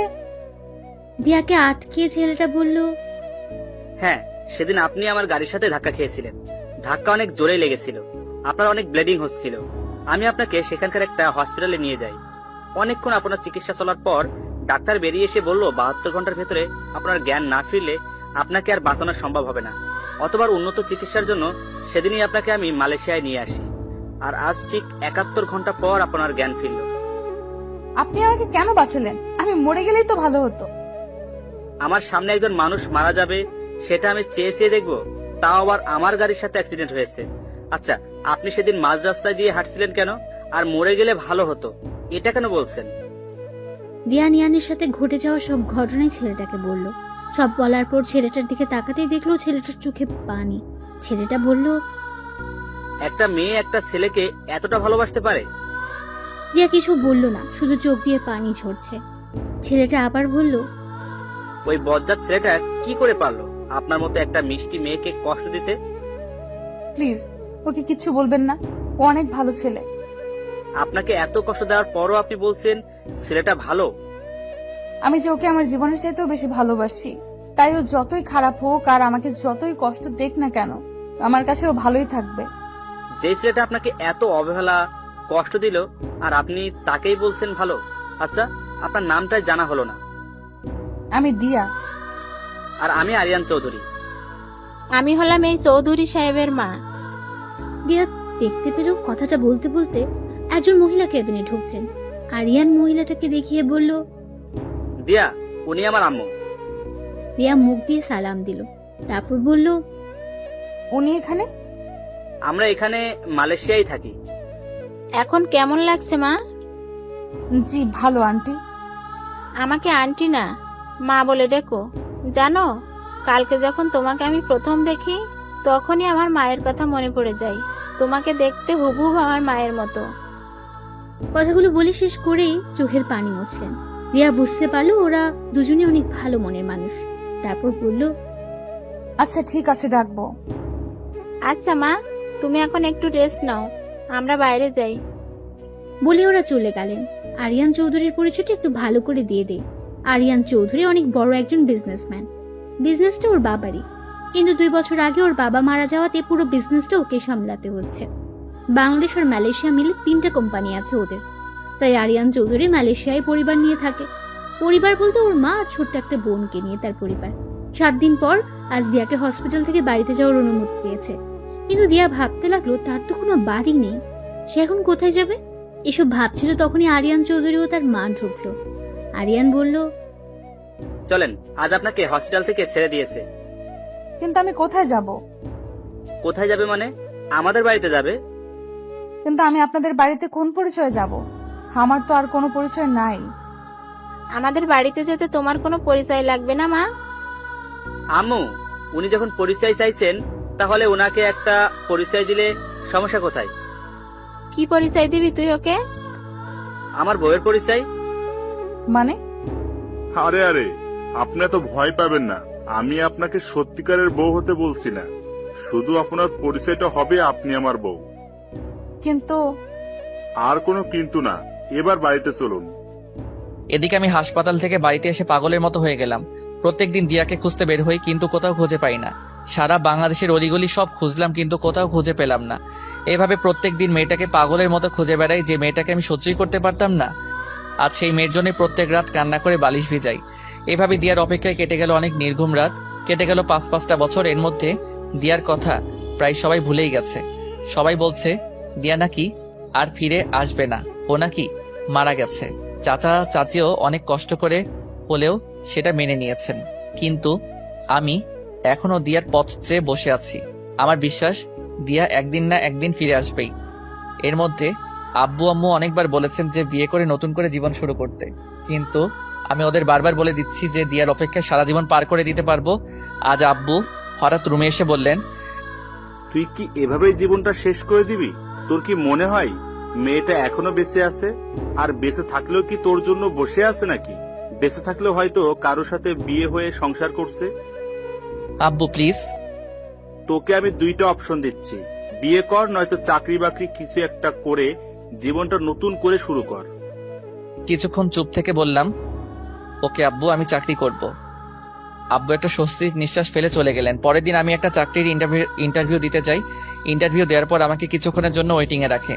আমাকে কিছুক্ষণ পর আবার আমাকে ডাকে, আমাকে বলে কংগ্রাচুলেশনস, আপনার চাকরি হয়ে গেছে, কিন্তু সেটা মালয়েশিয়ায়। আপনার সব রেজাল্ট ভালো দেখে আমরা আমাদেরই আরেকটা কোম্পানি থেকে ট্রান্সফার করে দেই। মালয়েশিয়ার কথা শুনে কেন জানি আমি হ্যাঁ বলে দেই। আমার কেন জানি মনে হচ্ছে মালয়েশিয়ায় কিছু একটা আছে। বাড়িতে এসে আব্বুকে বলতেই আব্বু অনেক খুশি হলেন। রাতের খাবার খেয়ে রুমে এসে ঘুমানোর চেষ্টা করছি, কিন্তু ঘুম আসছে না। বারবার দিয়ার সেই নিষ্পাপ হাসি চোখে ভেসে উঠছে। জানি শেষ রাত বা মধ্যরাত ছাড়া আমার ঘুম আসবে না। গত 5 বছর ধরে এরকমটাই হয়ে আসছে। হঠাৎ মোবাইলের আওয়াজে ভাবনার জগৎ থেকে বেরিয়ে আসলাম। মোবাইল হাতে নিয়ে দেখি সে অচেনা নাম্বার থেকে আবার ফোন এসেছে। গত 5 বছর ধরে অনেকগুলো অচেনা নাম্বার থেকে আমার মোবাইলে ফোন আসে। ফোন রিসিভ করলে কেউ ওপাশে কিছু বলে না, শুধু আমি একটা ছোট্ট বাচ্চার হাউমাউ শুনতে পাই। অনেকবার বিরক্ত হয়ে অনেকগুলো নাম্বার ব্লক মেরেছি, কিন্তু কোনো কাজ হয় না। একটা ব্লক মারলে অন্য আরেকটা নাম্বার দিয়ে ফোন দেয়। দিয়া যদি আমাকে কোনোদিন ফোন দেয়, এই আশাতে সিমটাও পাল্টাতে পারি না। প্রথম বিরক্ত লাগলেও এখন কেন জানি আমার ওই পিচ্চিটার অস্পষ্ট ভাষা শুনতে ভালো লাগে। তাই এখন প্রত্যেকটা দিন ফোনটা রিসিভও করি। আজও ফোন রিসিভ করে হ্যালো বলার সাথে সাথেই সেই পরিচিত আওয়াজ শুনতে পাই। ওপাশ থেকে আব্বু আম্মু বলে অস্পষ্ট ভাষায় কি যেন একটা বলছে, কিছু বুঝতে পারি না।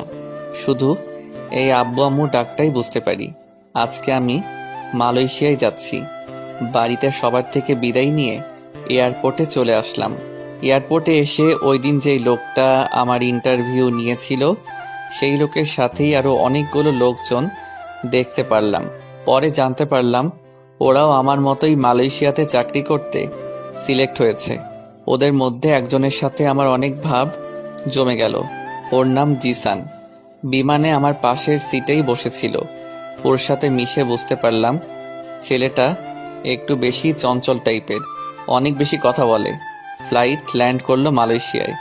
আমি মালয়েশিয়ার মাটিতে পা রাখতেই আমার বুকটা কেঁপে উঠল। বুঝতে পারলাম না কেন হলো এমনটা।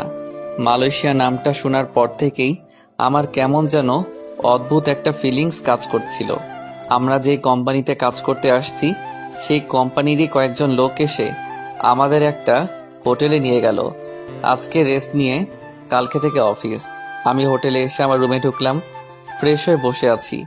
বসে বসে বোর হচ্ছি, তাই ভাবলাম শহরটা একটু ঘুরে দেখি।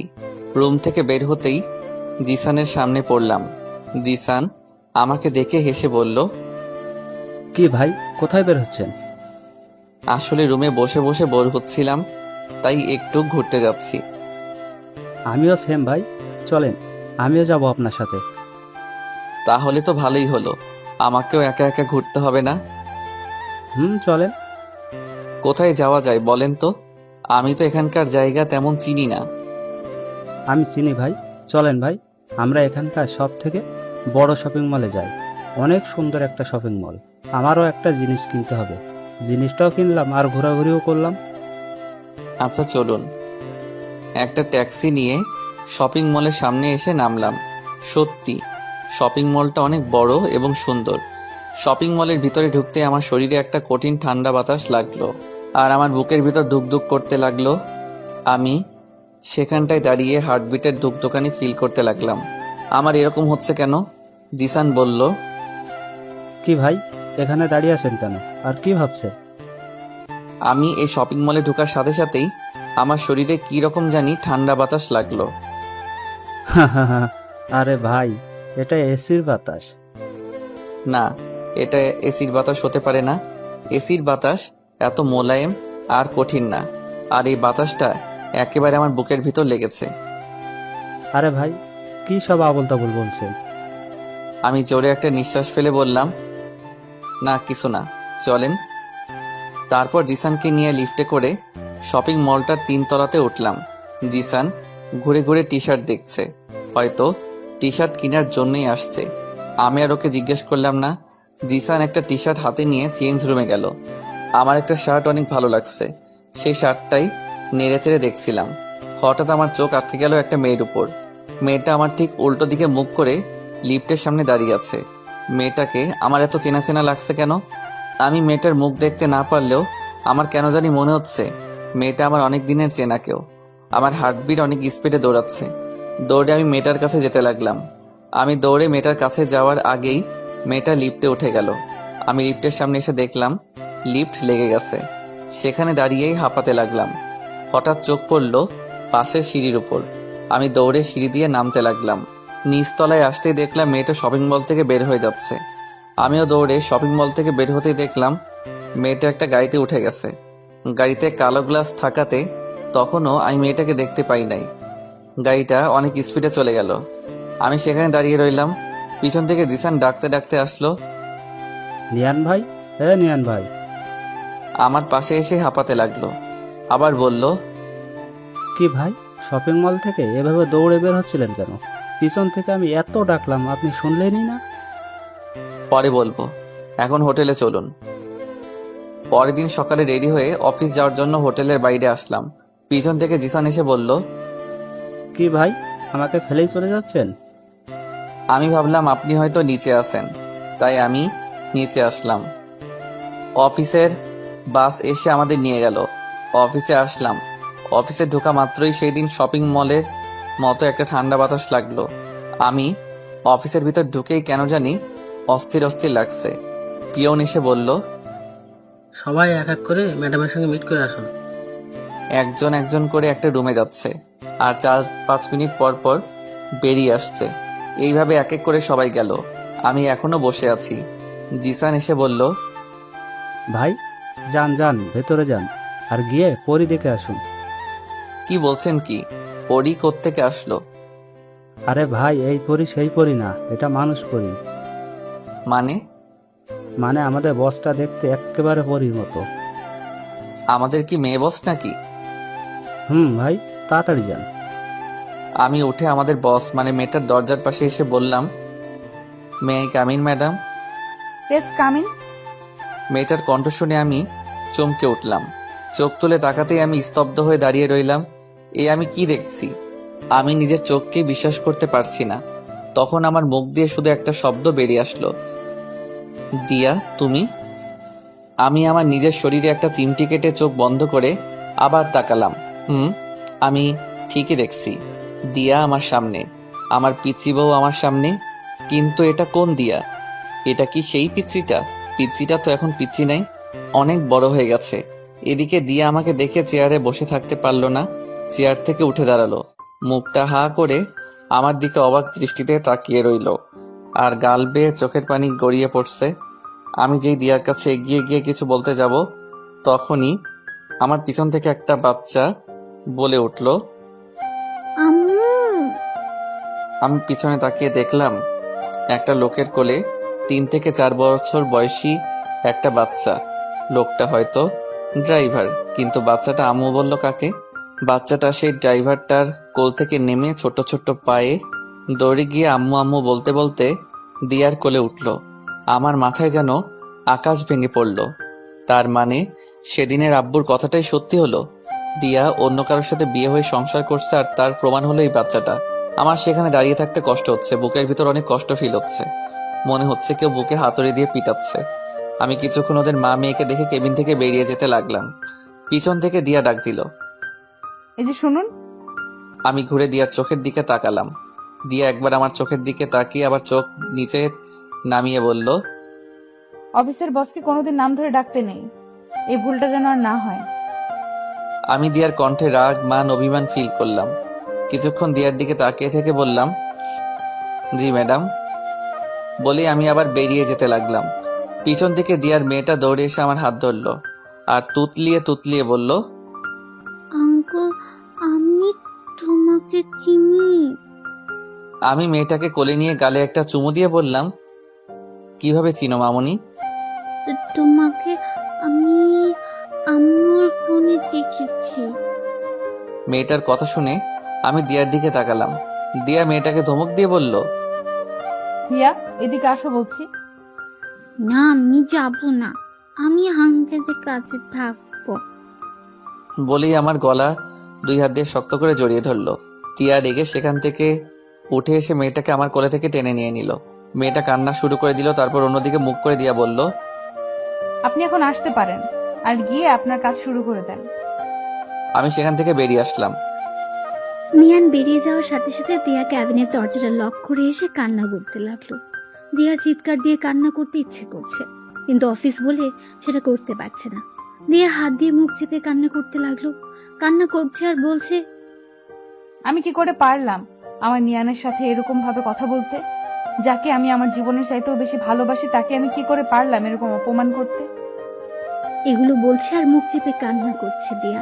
দিয়ার মেয়েটা তার মার কান্না দেখে বলল, আম্মু তুমি কেঁদো না, আমি আর যাবো না, ওই আঙ্কেলটা কাঁদছে। দিয়া ওর মেয়েকে জড়িয়ে ধরে কান্না করতে লাগলো আর বলল, তুই ওর কাছে যাওয়াতে আমি কাঁদছি না, তুই ওর কাছে যাওয়াতে আমি আরো খুশি হয়েছি। বলে দিয়া মেয়েটার কপালে একটা চুমু খেলো। দিয়া এখন বুঝতে পারলো কালকে শপিং মলে তার মনে হয়েছিল যে নিয়ান তার আশেপাশে ছিল, তার মানে সত্যি নিয়ান শপিং মলে ছিল। দিয়া চোখের পানি মুছে জোরে একটা নিঃশ্বাস নিল। এখন দিয়ার ভেতরটা একটু হালকা লাগছে, কারণ আজ 5টা বছর পর নিয়ানকে সে দেখলো। আমি সামনে আগাচ্ছি আর ভাবছি এটাই আমার প্রাপ্য ছিল। আমি মেয়েটাকে একসময় কত কষ্ট দিয়েছি, এখন মেয়েটার চেয়ে দ্বিগুণ কষ্ট আমি পাচ্ছি। হ্যাঁ, এটাই আমার প্রাপ্য। আমাকে অনেকক্ষণ পর কেবিন থেকে বেরিয়ে আসতে দেখে জিসান এগিয়ে আসলো, এসে বলল, কি ভাই, এতক্ষণ ধরে? আমাদের পরিবস আপনার কি পরীক্ষা নিচ্ছিল? সাবধান ভাই, অন্য কোনো ধান্দায় পড়েন না। আমাদের পরিবসটা কিন্তু ম্যারিড, আর আমাদের ম্যাডামের হাজবেন্ড হচ্ছে এই সারা কোম্পানির মালিক। ও আচ্ছা। আপনার মুখটা এমন লাগছে কেন ভাই? আপনার কি কিছু হয়েছে? না ভাবি, কিছু হয় নাই। আব্বু আম্মুর কথা একটু মনে পড়ছে, তাই একটু মন খারাপ। আচ্ছা চলুন ভাই, এখন কাজে লেগে পড়ি। আমি আমার ডেস্কে গিয়ে বসলাম। আমার ডান সাইডে একটা মালয়েশিয়ান ছেলে আর বাঁ সাইডে একটা মেয়ে, দেখে মনে হচ্ছে বাংলাদেশি। এই অফিসের প্রায় লোকই বাংলাদেশি। মেয়েটা আমাকে তার পাশে বসতে দেখে বলল, হাই, আমি রাইসা রহমান। বলেই আমার দিকে তার একটা হাত বাড়িয়ে দিল। আমি হাত বাড়িয়ে হ্যান্ডশেক করতে করতে বললাম, আপনি কি বাংলাদেশি? জি, একটা কথা বলবো। হ্যাঁ বলুন। আপনি দেখতে অনেক হ্যান্ডসাম আর কিউট। আমি কিছু বললাম না, কষ্ট করে শুধু একটা হাসি দিলাম। আমি কম্পিউটার অন করার সাথে সাথেই দিয়ার মেয়েটা এসে হাজির। আঙ্কেল আঙ্কেল বলে আমার কোলে উঠে এসে বসলো। আমি বললাম, তুমি আবার আমার কাছে আসছো কেন? তোমার আম্মু বকবে তো? না বকবে না, আমি আম্মুকে বলে এসেছি। আচ্ছা, তোমার নাম কি মামনি? হিয়া। দিয়ার ওর মেয়ের নামটা নিজের নামের সাথে মিল রেখেই রাখছে। আমি 2 হাত দিয়ে ওর গাল টিপে বললাম, খুব সুন্দর নাম, আর তুমিও অনেক কিউট মামনি। আঙ্কেল, আমি তোমাকে এটা কই? বলেই ওর ছোট্ট ছোট্ট হাত দিয়ে আমার গাল টিপে ধরে হাসতে লাগলো। হিয়ার হাসি দেখে আমি ওর দিকে তাকিয়ে রইলাম। হিয়া সেম দিয়ার মতোই হাসে। তারপর হিয়া আমার দাঁড়িয়ে হাত দিয়ে বলল, আঙ্কেল, এগুলোর নাম কি? এগুলোর নাম দাড়ি। হিয়া নিজের গালে হাত নিয়ে মুখ গোমড়া করে বলল, আমার নাই কেন? হিয়ার কথা শুনে আমার হাসি চলে আসলো। আমি ওর কথা শুনে হাসতে হাসতে বললাম, তোমার কোনোদিনও উঠবে না মামনি, কারণ তুমি মেয়ে। আচ্ছা মামনি, তোমার আব্বু এখন কই? আব্বুকে? সে কি, তুমি তোমার আব্বুকে চিনো না? কে ওর আব্বুকে পাপা বলে ডাকে? হঠাৎ কারো কথায় পিছন ফিরে তাকিয়ে দেখলাম দিয়া। দিয়াকে দেখে আমি বসা থেকে উঠে দাঁড়ালাম। দিয়া কথাটা বলে আমার দিকে তাকিয়ে রইল। আমি ওর থেকে চোখ নামিয়ে বললাম, সরি ম্যাডাম, আসলে আপনার মেয়ে আমার কাছে। আমাকে বলতে না দিয়ে দিয়া বলল, ইটস ওকে। তারপর দিয়া হিয়াকে আমার পাশ থেকে তুলে নিয়ে যেতে যেতে বলল, চলো হিয়া, কিছু খাবে? বাড়ি থেকে না খেয়ে চলে এসেছো। আমার দিকে একবার তাকিয়ে চলে যেতে লাগলো। পাশ থেকে রাইসা এতক্ষণ আমাদের দেখছিল। আমাকে বলল, আমাদের ম্যাডাম কি আপনার পরিচিত কেউ? আমি মেয়েটার প্রশ্ন শুনে চুপ করে রইলাম। আমি মেয়েটাকে কি বলবো কিছু বুঝে উঠতে পারতেছি না। জি। রাইসা আমাকে আর কিছু প্রশ্ন করার আগেই আমি বললাম, এক্সকিউজ মি, আমি একটু আসছি। বলেই আমি অফিসের ওয়াশরুমের দিকে যেতে লাগলাম। অফিস শেষে আমি আর জিসান দাঁড়িয়ে আছি অফিসের বাইরে। অফিস বাসের জন্য অপেক্ষা করছিলাম। জিসান আমাকে বলল, ভাই আপনি এখানে দাঁড়ান, আমি গিয়ে দেখে আসছি বাসটা এখন আসছে না কেন। এই বলে জিসান চলে গেল। আমি একা একা আনমনে দাঁড়িয়ে আছি। পেছন থেকে দিয়া হিয়াকে কোলে নিয়ে বের হলো। হিয়া আমাকে দেখে দিয়ার কোল থেকে নেমে দৌড়ে আমার কাছে আসলো। আমার সামনে এসে একটা হাসি দিয়ে বলল, আঙ্কেল মাথা নিচু করো। আমি মাথা নিচু করতেই হিয়া আমার গালে একটা চুমু খেলো। তারপর হিয়া দিয়ার কাছে গিয়ে ওর হাত ধরে টানতে লাগলো। কি হলো হিয়া, আমাকে টানছো কেন? আসো না আম্মু। হিয়া দিয়াকে টানতে টানতে আমার সামনে নিয়ে এলো। দিয়া আমার দিকে একবার তাকিয়ে চোখ নিচে নামিয়ে নিল। হিয়া বলল, আম্মু আঙ্কেলকে চুমু দাও। আমরা দুজনই দুজনের দিকে চোখ বড় বড় করে তাকালাম। দিয়া লজ্জায় লাল হয়ে গেল। তারপর হিয়াকে ধমক দিয়ে বলল, এসব কি হচ্ছে? প্লিজ ম্যাডাম, ওকে বকবেন না, আমি ওকে বুঝিয়ে বলছি। হিয়া মামুনি শুনো, তোমার আম্মু তোমার আব্বুকে মানে তোমার পাপাকে ছাড়া অন্য কোনো ছেলেকে চুমু খেতে পারবে না। কিন্তু আম্মু তো পাপাকে চুমু দেয় না। আম্মু তো তোমার ফটো দিচ্ছ। দিয়া হিয়ার মুখ চেপে ধরলো। তারপর হিয়াকে কোলে নিয়ে বলল, চলো হিয়া, দেরি হয়ে যাচ্ছে। বলেই আমার দিকে একবার তাকিয়ে গাড়িতে উঠে গেল। গাড়িতে উঠে হিয়া আমাকে হাত নাড়িয়ে টাটা দিতে লাগলো। আমি ওকে হাত নাড়িয়ে টাটা দিলাম। আমিও হোটেলে চলে আসলাম। রুমে ঢুকে শার্টটা খুলে একটা টাওয়েল নিয়ে বাথরুমে ঢুকলাম। বাথরুমে ঢুকে শাওয়ারটা ছেড়ে শাওয়ারের নিচে দাঁড়িয়ে রইলাম। বুকের ভিতরটা অনেক ভারী লাগছে। অনেক কষ্ট জমে আছে বুকের ভিতরে। আমার দোষে আমি আমার পিচ্চি বউটাকে হারালাম। সেদিন যদি আমি ওকে সারপ্রাইজ দেওয়ার জন্য ঘর থেকে বেরিয়ে না যেতাম, তাহলে আজ আমাকে ওকে এই অবস্থাতে দেখতে হতো না। আমার চোখের পানি আর শাওয়ারের পানি এক হয়ে নিচে পড়ছে। আমার পিচ্চিটা এখন আর আমার নেই, এখন সে অন্য কারো বউ, অন্য একজনের মেয়ের মা। যখন ওর মেয়েটা আমার কাছে আসে, জানি না কেন জানি আমি সব কষ্ট ভুলে যাই। এখন আমি নিজেকে একটা কথা ভেবেই সান্ত্বনা দিচ্ছি যে যাই হোক, আমার পিচ্চিটা তো সুখে আছে, ও সুখে থাকলেই হলো, আমার আর কিছু চাই না। দিয়ার সুখে আমার সুখ। অনেকক্ষণ শাওয়ার নিচে থাকার পর বাথরুম থেকে বেরিয়ে আসলাম। পরের দিন অফিসে যাওয়ার জন্য জিসান রেডি হয়ে আমার রুমে এসে বলল, কি ভাই, আপনি এখনো রেডি হন নাই? অফিস বাস চলে আসছে তো। জিসান ভাই, আপনি অফিস বাস দিয়ে চলে যান, আমি পরে একটা ট্যাক্সি নিয়ে চলে যাব। আচ্ছা ঠিক আছে, আমি যাই। আপনি দেরি করবেন না কিন্তু। নতুন নতুন অফিস জয়েন করেছেন, দেরি করলে সমস্যা হতে পারে কিন্তু। আচ্ছা। আমি ভাবতে লাগলাম আমার কি আর দিয়ার সামনে যাওয়া ঠিক হবে? ও যখন সুখে আছে তাহলে থাক না সুখে, আমি কেন ওর পথের কাঁটা হয়ে দাঁড়াবো? তাই ভাবলাম আমি আর দিয়ার সামনে যাব না। এদিকে হিয়া অনেকক্ষণ ধরে ওর মাকে বলে যাচ্ছে, আম্মু আঙ্কেল আসছে না কেন। হিয়া প্রতিদিন দিয়ার সাথে অফিসে আসে। দিয়া ওর মেয়েকে বলছে, আসবে, এক্ষুনি চলে আসবে। এদিকে দিয়াও চিন্তায় পড়ে। দিয়া মনে মনে ভাবতে লাগলো, অফিস বাস তো সেই কখন চলে আসলো, কিন্তু নিয়ান আসলো না কেন অফিস বাসে? নিয়ান কি আর আসবে না অফিসে? নিয়ান তো আমাকে সহ্যই করতে পারে না। তাহলে কি আমার জন্য সে আর অফিসে আসবে না? আমার নিয়ানকে কি আমি আর দেখতে পারবো না? নিয়ানকে সে আর দেখতে পারবে না। সে কথা মনে পড়তে দিয়ার বুকের ভেতর ধুক করে উঠল। চোখ দিয়ে পানি বেরিয়ে আসলো। এতক্ষণ সে তার ক্যাবিনের সামনে দাঁড়িয়ে ছিল। হঠাৎ খেয়াল হলো নিয়ান অফিসে ঢুকছে। দিয়ার চোখে মুখে হাসি ফুটে উঠল। হিয়া নিয়ানকে দেখতে পেয়ে দৌড়ে গিয়ে নিয়ানের পা দুটো জড়িয়ে ধরল। আমি হিয়াকে টেনে কোলে তুললাম, গালে একটা চুমু দিলাম। হ্যাঁ, আজ ওর জন্য অফিসে আসতে হলো। আমি যে দিয়ার মেয়েটার মায়ায় পড়ে গেছি। আঙ্কেল, আমি তোমার সাথে কথা বলবো না। তুমি এত দেরি করে আসলে কেন? সরি। দেখি কিউটিটার মুখটা। হিয়া মুখটা অন্যদিকে ঘুরিয়ে নিল। আমি এবার হিয়াকে কাতুকুতু দিতে লাগলাম। হিয়া খিলখিল করে হাসতে লাগলো।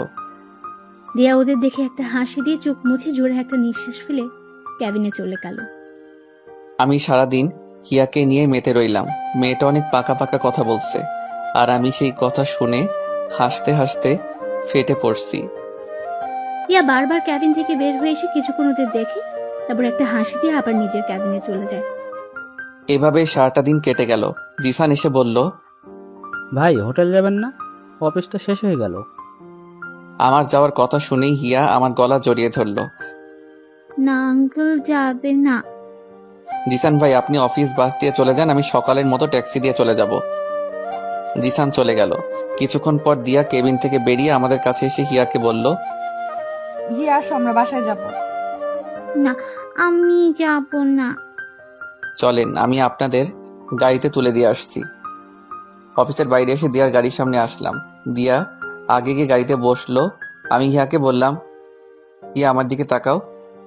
হিয়া আমার কাছ থেকে মুখ তুলে তাকালো। আমি বললাম, যাও এখন বাসায়। তুমি এরকম করলে কিন্তু আমি কালকে আর এখানে আসবো না। হিয়া আমার কথা শুনে গাড়িতে উঠে গিয়ে বসলো। আমি হিয়ার গালে একটা চুমু দিয়ে সেখান থেকে চলে যেতে লাগলাম। হঠাৎ পিছন থেকে দিয়া ডাক দিল। এই যে শোনো, আমি পিছন ফিরে তাকাতেই দেখলাম দিয়া গাড়ির থেকে মুখ বের করে আছে। আমি বললাম, জি বলুন। অফিস বাস তো চলে গেছে, তুমি কিভাবে যাবে? দিয়ার মুখে তুমি ডাক শুনে ওর দিকে অবাক চোখে তাকিয়ে রইলাম। দিয়া আবার বলল, আমি তোমাকে কিছু প্রশ্ন করছি। ও জি, আমি ট্যাক্সি দিয়ে চলে যাব। তুমি যদি কিছু মনে না করো, আমি তোমাকে পৌঁছে দিতে পারি। থ্যাংক ইউ, লাগবে না, আমি চলে যেতে পারবো। দিয়া মুখটা কালো করে ফেললো। হিয়া বলল, আঙ্কেল চলো না আমাদের সাথে। আমি হিয়ার মুখের দিকে তাকিয়ে না করতে পারলাম না। উঠে গেলাম ওদের গাড়িতে। আমি এক পাশে আর দিয়া আরেক পাশে, আর হিয়া মাঝখানে। হিয়া আমার কোলে উঠে এসে বসলো। কেউ কোনো কথা বলছি না। কিছুক্ষণ চুপ থাকার পর হুট করে দিয়া বলল, তোমার বউকে কি এখানে মানে মালয়েশিয়ার সাথে করে নিয়ে এসেছো? আমি দিয়ার কথা শুনে হাসতে লাগলাম। হা হা হা, বউ হা হা। কি হলো, হাসছো কেন? আমি হাসির কিছু বলেছি? আমার কপালে বউ নাই। মানে তুমি কি সব অদ্ভুত কথা বলছো? সত্যি তো বলছি, এখানে অদ্ভুতের কি আছে? মানে তুমি এখনো বিয়ে করো নাই? না, বললাম না আমার কপালে বউ নাই। কেন বিয়ে করো নাই? তুমি জেনে কি করবে? প্লিজ বলো না, কেন বিয়ে করো নাই? আমি কিছুক্ষণ চুপ করে রইলাম। তারপর দিয়ার চোখে চোখ রেখে বললাম, তোমার জন্য। আমার জন্য মানে? সেদিন রাতে আমি কিছু একটা ভেবে চুপ করে রইলাম। দিয়া কি এখন এসব বলা ঠিক হবে? দিয়া তো সুখেই আছে, ওকে এসব বলে কি ওর কষ্ট বাড়ানো ঠিক হবে? দিয়া আমাকে চুপ করে থাকতে দেখে বলল, বলো না সেদিন রাতে কি? না কিছু না। দিয়া এবার আমার হাত ধরে হিয়ার মাথায় নিয়ে গেল। তারপর বলল, ও তো ছোট্ট ফেরেশতা মানুষ, আমি জানি তুমি ওর মাথায় হাত রেখে মিথ্যা বলতে পারবে না। আমি এবার কি বলবো কিছু বুঝে উঠতে পারছি না। হিয়ার মাথায় হাত রেখে আমি আবার মিথ্যা বলতে পারবো না। আমি বললাম, দিয়া থাক না এসব, এখন আর জেনে কি করবে? তুমি বলবে কিনা বলো। আমি এবার বলতে শুরু করলাম, আসলে সেদিন রাতে তুমি যখন আমার মুখ থেকে একবার বউ ডাক শুনতে চেয়েছিলে, তখন আমি ঘর থেকে বেরিয়ে গিয়েছিলাম জানো। সেদিন আমি তোমাকে সারপ্রাইজ দেওয়ার জন্য রুম থেকে বেরিয়ে গিয়েছিলাম। সেদিন আমি তোমাকে একবার না সারা জীবনের জন্য বউ ডাকতে চেয়েছিলাম, তোমাকে আপন করে নিতে চেয়েছিলাম, কিন্তু তোমাকে সারপ্রাইজ দেওয়ার জন্য একটা লাল টকটকে শাড়ি আর অনেক গোলাপ ফুল নিয়ে যখন বাসায় আসলাম, তখন আমি নিজেই সারপ্রাইজড হয়ে যাই। এসে দেখি তুমি রুমে নাই। তারপর যখন তোমার চিঠি আর ডিভোর্স পেপারে সাইন দেখলাম, তখন আমার সারা দুনিয়া অন্ধকার হয়ে এসেছিল। তারপর 5-5টা বছর তোমার অপেক্ষায় তোমাকে খুঁজতে খুঁজতে কাটিয়ে দেই। সবাই তো ভেবে নিয়েছিল যে তুমি আর বেঁচে নেই, কিন্তু একমাত্র আমিই জানতাম তোমাকে আমি একদিন খুঁজে পাবো। কিন্তু এভাবে যে পেয়েও তোমাকে হারাতে হবে সেটা ভাবিনি। আমি এক নিঃশ্বাসে কথাগুলো বলে ফেললাম। দিয়ার দিকে তাকিয়ে দেখলাম গাল বেয়ে চোখের পানি গড়িয়ে পড়ছে। আমার দিকে মায়া ভরা চোখে তাকিয়ে আছে। আমারও চোখ দিয়ে পানি বের হয়ে এসেছিল। আমি সেটা মুছে দিয়ে দিয়াকে বললাম, এই পাগলি কাঁদছো কেন? আমি কিন্তু এখন আর কষ্ট পাচ্ছি না, কারণ তুমি সুখে আছো। তোমার সুখেই আমার সুখ। দিয়ার এখন অনেক ইচ্ছে করছে নিয়ানকে জড়িয়ে ধরতে, কিন্তু ধরলো না, নিজেকে কন্ট্রোল করলো আর মনে মনে বলতে লাগলো, আমাকে এতদিন অনেক কষ্ট দিয়েছো, এখন আমার নিজের কিছু কষ্ট পাওয়া প্রাপ্য। দিয়ার ভেতরে ভেতরে অনেক খুশি হচ্ছে এই ভেবে যে তার নিয়ান তাকে ভালোবাসে, তার জন্য সে এতটা বছর অপেক্ষা করলো। কিন্তু সে খুশিটা প্রকাশ করলো না, চোখের পানি মুছে চুপ করে বসে রইলো আর বারবার নিয়ানের দিকে আর চোখে তাকাতে লাগলো। আজ নিয়ানকে কেন জানি দিয়ার কাছে অন্যরকম লাগছে। হিয়া আমার কোলেই ঘুমিয়ে পড়ল। আমার বুকে মাথা রেখে 2 হাত দিয়ে গলা জড়িয়ে ধরে ঘুমিয়ে আছে। আমি ওকে 2 হাত দিয়ে আঁকড়ে ধরে আছি। আমার হোটেলের কাছে চলে আসলাম। আমি হিয়াকে দিয়ার কোলে দিলাম। গাড়ি থেকে নেমে এসে আবার গাড়ির ভিতরে মুখ ঢুকিয়ে হিয়ার গালে চুমু দিবার জন্য মাথা এগিয়ে নিলাম। হিয়া দিয়ার কাঁধে মাথা রেখে ঘুমিয়েছিল। আমি যখন হিয়াকে চুমু খাওয়ার জন্য ঠোঁট এগিয়ে নিলাম, দিয়া ভাবলো আমি ওকে চুমু খাবো, তাই তার গাল এগিয়ে আনছিল। কিন্তু আমি হিয়ার গালে চুমু খাওয়াতে দিয়া লজ্জা পেয়ে আবার গাল পিছিয়ে নিল। আমি গাড়ি থেকে মাথা বের করে পিছন ফিরে চলে আসছিলাম। পিছন থেকে দিয়া ডাক দিল, এই যে শোনো। জি বলেন। কালকে অফিসে একটু তাড়াতাড়ি চলে যেও। জি আচ্ছা। এই বলে আমি হোটেলের ভিতর ঢুকে গেলাম। আমি ভিতরে ঢোকা পর্যন্ত দিয়া সেখানেই গাড়ি নিয়ে দাঁড়িয়ে রইল। আমি রুমে ঢুকে সবকিছু গুছিয়ে নিলাম। দিয়াকে আমার মনের কথা বলতে পেরে এখন শান্তি গছে। পরের দিন সকালে রেডি হচ্ছিলাম, হঠাৎ আমার মোবাইলটা বেজে উঠল। আম্মু ফোন দিয়েছেন। আমি ফোন রিসিভ করার পর আম্মু বললেন, কেমন আছিস রে বাবা? ভালো আম্মু, আমি আসছি, এসে তোমার সাথে কথা বলবো, এখন রাখি। কোথায় আসছিস? আম্মু আমি দেশে ফিরছি। আম্মুকে কিছু বলতে না দিয়ে আমি ফোনটা কেটে দিলাম। হ্যাঁ, আমি আজ ফিরে যাচ্ছি দেশে। সেদিন যখন ভাবছিলাম দিয়ার সামনে আর যাব না, সেদিনই আমি দেশে ফেরার জন্য টিকিট বুক করি। তাই সেদিন অফিসে যেতেও দেরি হয়েছিল। আজ এখানকার সময় দুপুর 12টায় আমার ফ্লাইট। আম্মুকে দিয়ার কথা বললাম না। দিয়া যখন সবার থেকে দূরে চলে এসে ভালো থাকতে চাইছে, তাহলে থাকুক দিয়া ওর মতো করে। আমি ওর সুখে পানি ঢালতে চাই না। আমি আজ শেষবারের মতো দিয়াকে আর ওর মেয়ে হিয়াকে দেখতে যাচ্ছি। ওর মেয়েটার মায়ায় পড়ে গেছি আমি। জিসানকে আমি আরো আগে বলে দিয়েছি অফিসে বাসে করে চলে যেতে। তারপর সবকিছু নিয়ে একটা ট্যাক্সিতে উঠলাম। অফিস থেকেই একেবারে এয়ারপোর্টে চলে যাব। আমার ট্যাক্সি আর দিয়ার কার একসাথেই এসে থামলো অফিসের সামনে। আমি ট্যাক্সি থেকে নেমে দাঁড়াতে দেখলাম দিয়া আর হিয়া নামছে গাড়ি থেকে। আজ দিয়া একটা কালো শাড়ি পরে এসেছে। আজ অনেক সুন্দর লাগছে দিয়াকে। গাড়ি থেকে নেমেই হিয়া আমাকে দেখতে পেয়ে দৌড়ে এসে আমার কোলে উঠল। আমি হিয়ার গালে একটা চুমু খেলাম। মেয়েটা যে কেন আমাকে এত মায়ায় ফেলছে, আজকের পর হয়তো আমাকে না দেখতে পেয়ে অনেক মিস করবে, আর আমিও অনেক অনেক মিস করব। দিয়া আমার দিকে তাকিয়ে একটা হাসি দিল। আমি হিয়াকে কোলে নিয়ে অফিসে ঢুকে গেলাম। আমার পিছন পিছন দিয়া ঢুকলো। আমি হিয়াকে আমার টেবিলে নিয়ে গিয়ে বসালাম। দিয়া আমাদের দিকে একবার তাকিয়ে ওর কেবিনে ঢুকে গেল। দিয়াকে দেখে মনে হচ্ছে আজ সে অনেক হ্যাপি। ভালোই হলো আজ দিয়াকে হাসি মুখে দেখেই সারা জীবনের জন্য ওর জীবন থেকে বিদায় নিতে পারবো। হিয়াকে টেবিলে বসিয়ে আমি হাঁটু গেড়ে নিচে বসলাম। আমি ওর গালে হাত দিলাম। কিছুক্ষণ তাকিয়ে রইলাম। এই মেয়েটাকে আমার এত এত মায়া লাগে কেন? আমি নিজেকে ধরে রাখতে পারলাম না। চোখ দিয়ে সাগরের বাঁধ ভাঙার মতো করে অশ্রু গড়িয়ে পড়ল। আমার বুকটা ফেটে যাচ্ছে, চিৎকার করে কাঁদতে ইচ্ছে করছে। হিয়া আমার গালে হাত দিয়ে বলল, আঙ্কেল তুমি কান্না করছো কেন? আমি হিয়ার কথায় কোনো উত্তর দিলাম না। ওর গালে একটা চুমু দিয়ে ওকে জড়িয়ে ধরলাম। তারপর বললাম, হিয়া তুমি তোমার আম্মুর কাছে যাও, আমি তোমার জন্য বাইরে থেকে অনেকগুলো চকলেট নিয়ে আসছি। আজ এই মায়াবতীকেও মিথ্যা বলতে হলো। এই বলে আমি হিয়াকে ওর আম্মুর কেবিনের সামনে দিয়ে আসলাম। কেবিনের বাইরের গ্লাস দিয়ে আমি আমার মায়াবতীটাকে শেষ একবার দেখলাম। মাথা নিচু করে অফিসের পেপারে কি যেন লিখছে। আমি আর সেখানে দাঁড়ালাম না, চলে যেতে লাগলাম। আমি যে অফিস গেট দিয়ে বেরোতে যাব, তখনই ছোট্ট দুইটা হাত আমার পা জড়িয়ে ধরলো। হিয়া, হ্যাঁ হিয়াই, পিছন থেকে আমার পা জড়িয়ে ধরলো। আমি আবার হাঁটু গেড়ে ওর সামনে বসলাম। কি হলো হিয়া মামনি?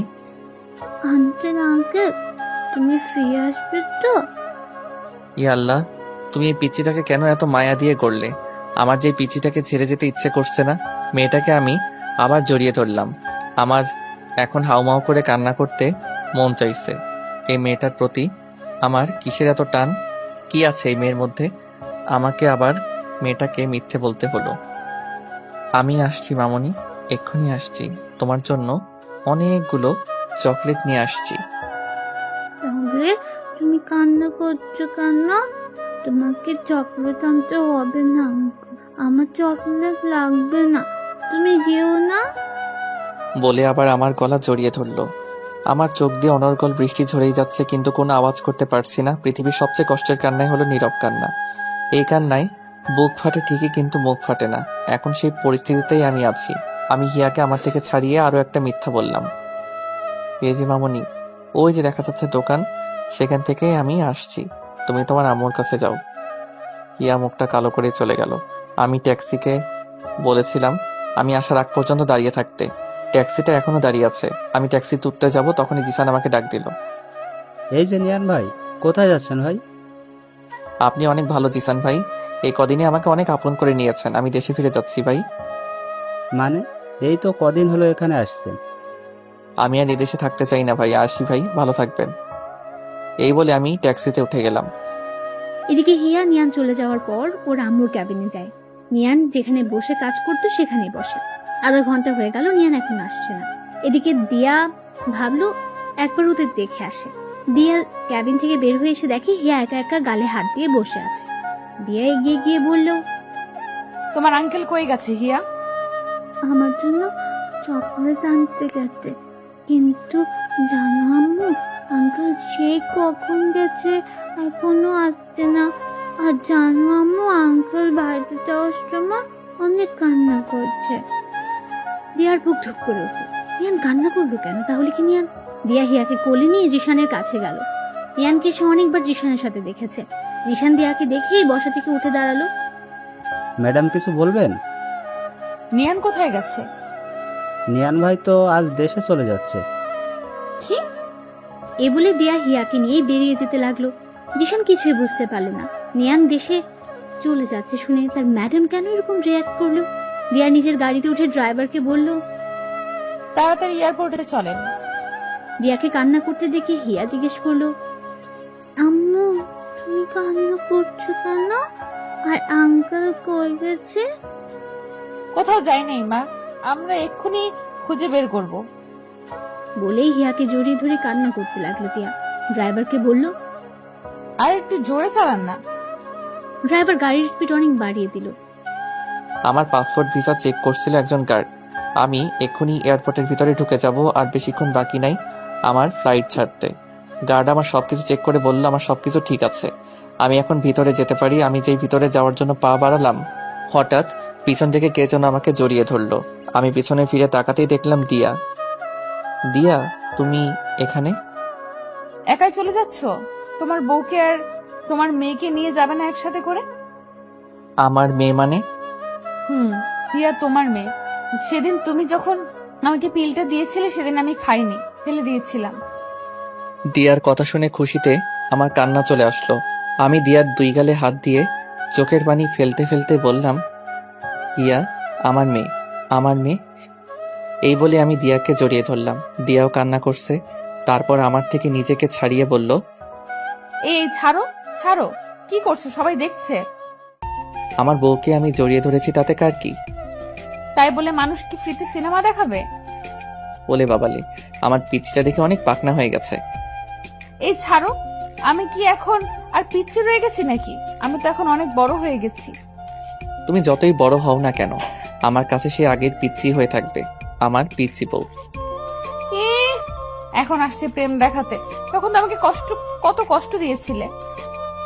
হ্যাঁ দিয়েছিলাম, তাই তো তোমার চেয়ে দ্বিগুণ কষ্ট আমি এই 5টা বছরে পেলাম।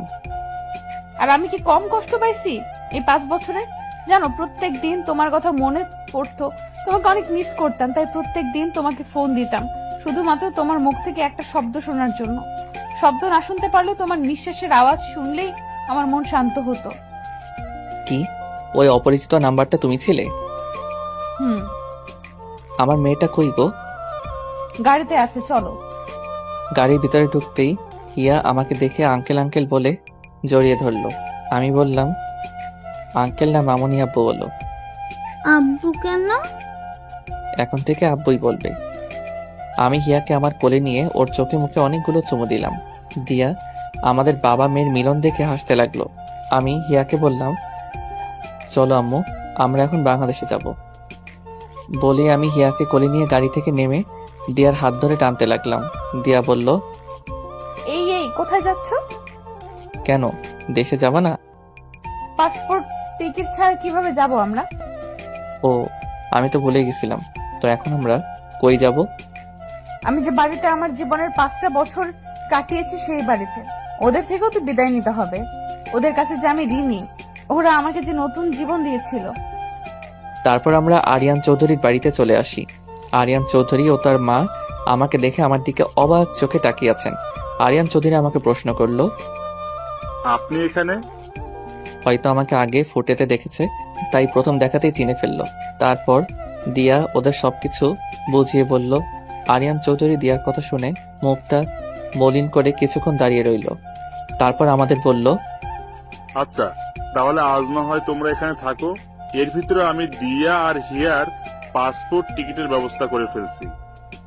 এই বলে আরিয়ান চৌধুরী আর সেখানে দাঁড়ালো না, চলে গেল বাইরে। আরিয়ানের আম্মুর মুখের দিকে তাকিয়ে দেখলাম ওনার চোখে পানি। হয়তো দিয়া আর হিয়ার চলে যাওয়ার কথা শুনে অনেক কষ্ট পেয়েছেন। উনি অনেক কষ্ট করে বললেন, দিয়া, তোর স্বামীকে নিয়ে রুমে গিয়ে ফ্রেশ হয়ে আয় মা, আমি তোদের জন্য খাবার রেডি করছি। চলো রুমে চলো। দিয়া আমাকে একটা রুমে নিয়ে আসলো। জিনিসপত্র দেখে মনে হচ্ছে এটা দিয়ারই রুম ছিল এতদিন। দিয়া নিজের আলমারি থেকে একটা টাওয়েল বের করে আমার হাতে দিল, বলল, যাও ওইদিকে ওয়াশরুম, গোসল করে ফ্রেশ হয়ে আসো। আচ্ছা। দিয়া একটা কথা বলি। এভাবে জিজ্ঞেস করছো যেন অন্য কারো বউয়ের সাথে কথা বলছো। তোমার যা মন চায় তাই করো। আরিয়ান চৌধুরীর আম্মুকে দেখলাম তুমি চলে যাচ্ছ, সেই কথা শুনে চোখ দিয়ে পানি বের হয়ে আসছে। ওনাদের মতো কোনো মানুষ হয় না। যখন আমি তোমাকে ছেড়ে চলে আসি তারপর আমি অনেক ভেঙে পড়ি। প্রত্যেকটা দিন তোমার জন্য কান্না করতাম, ঠিক মতো খাওয়া দাওয়া করতাম না। তারপর উনি আমাকে নতুন করে বাঁচতে শিখিয়েছিলেন। আমাকে প্রত্যেকটা দিন নিজের হাতে খাইয়ে দিতেন। আমাকে যেভাবে উনি আদর করতেন সেভাবে হয়তো উনি নিজের মেয়েকেও আদর করেন নাই।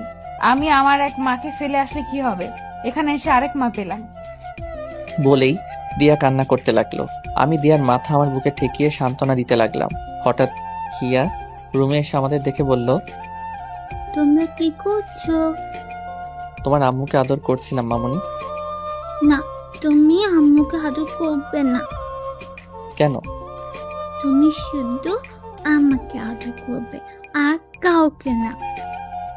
দেখেছো তোমার মেয়ে কি হিংসুক? এখন থেকে আমাকে তোমার থেকে কত দূরে ঠেলে দিচ্ছে।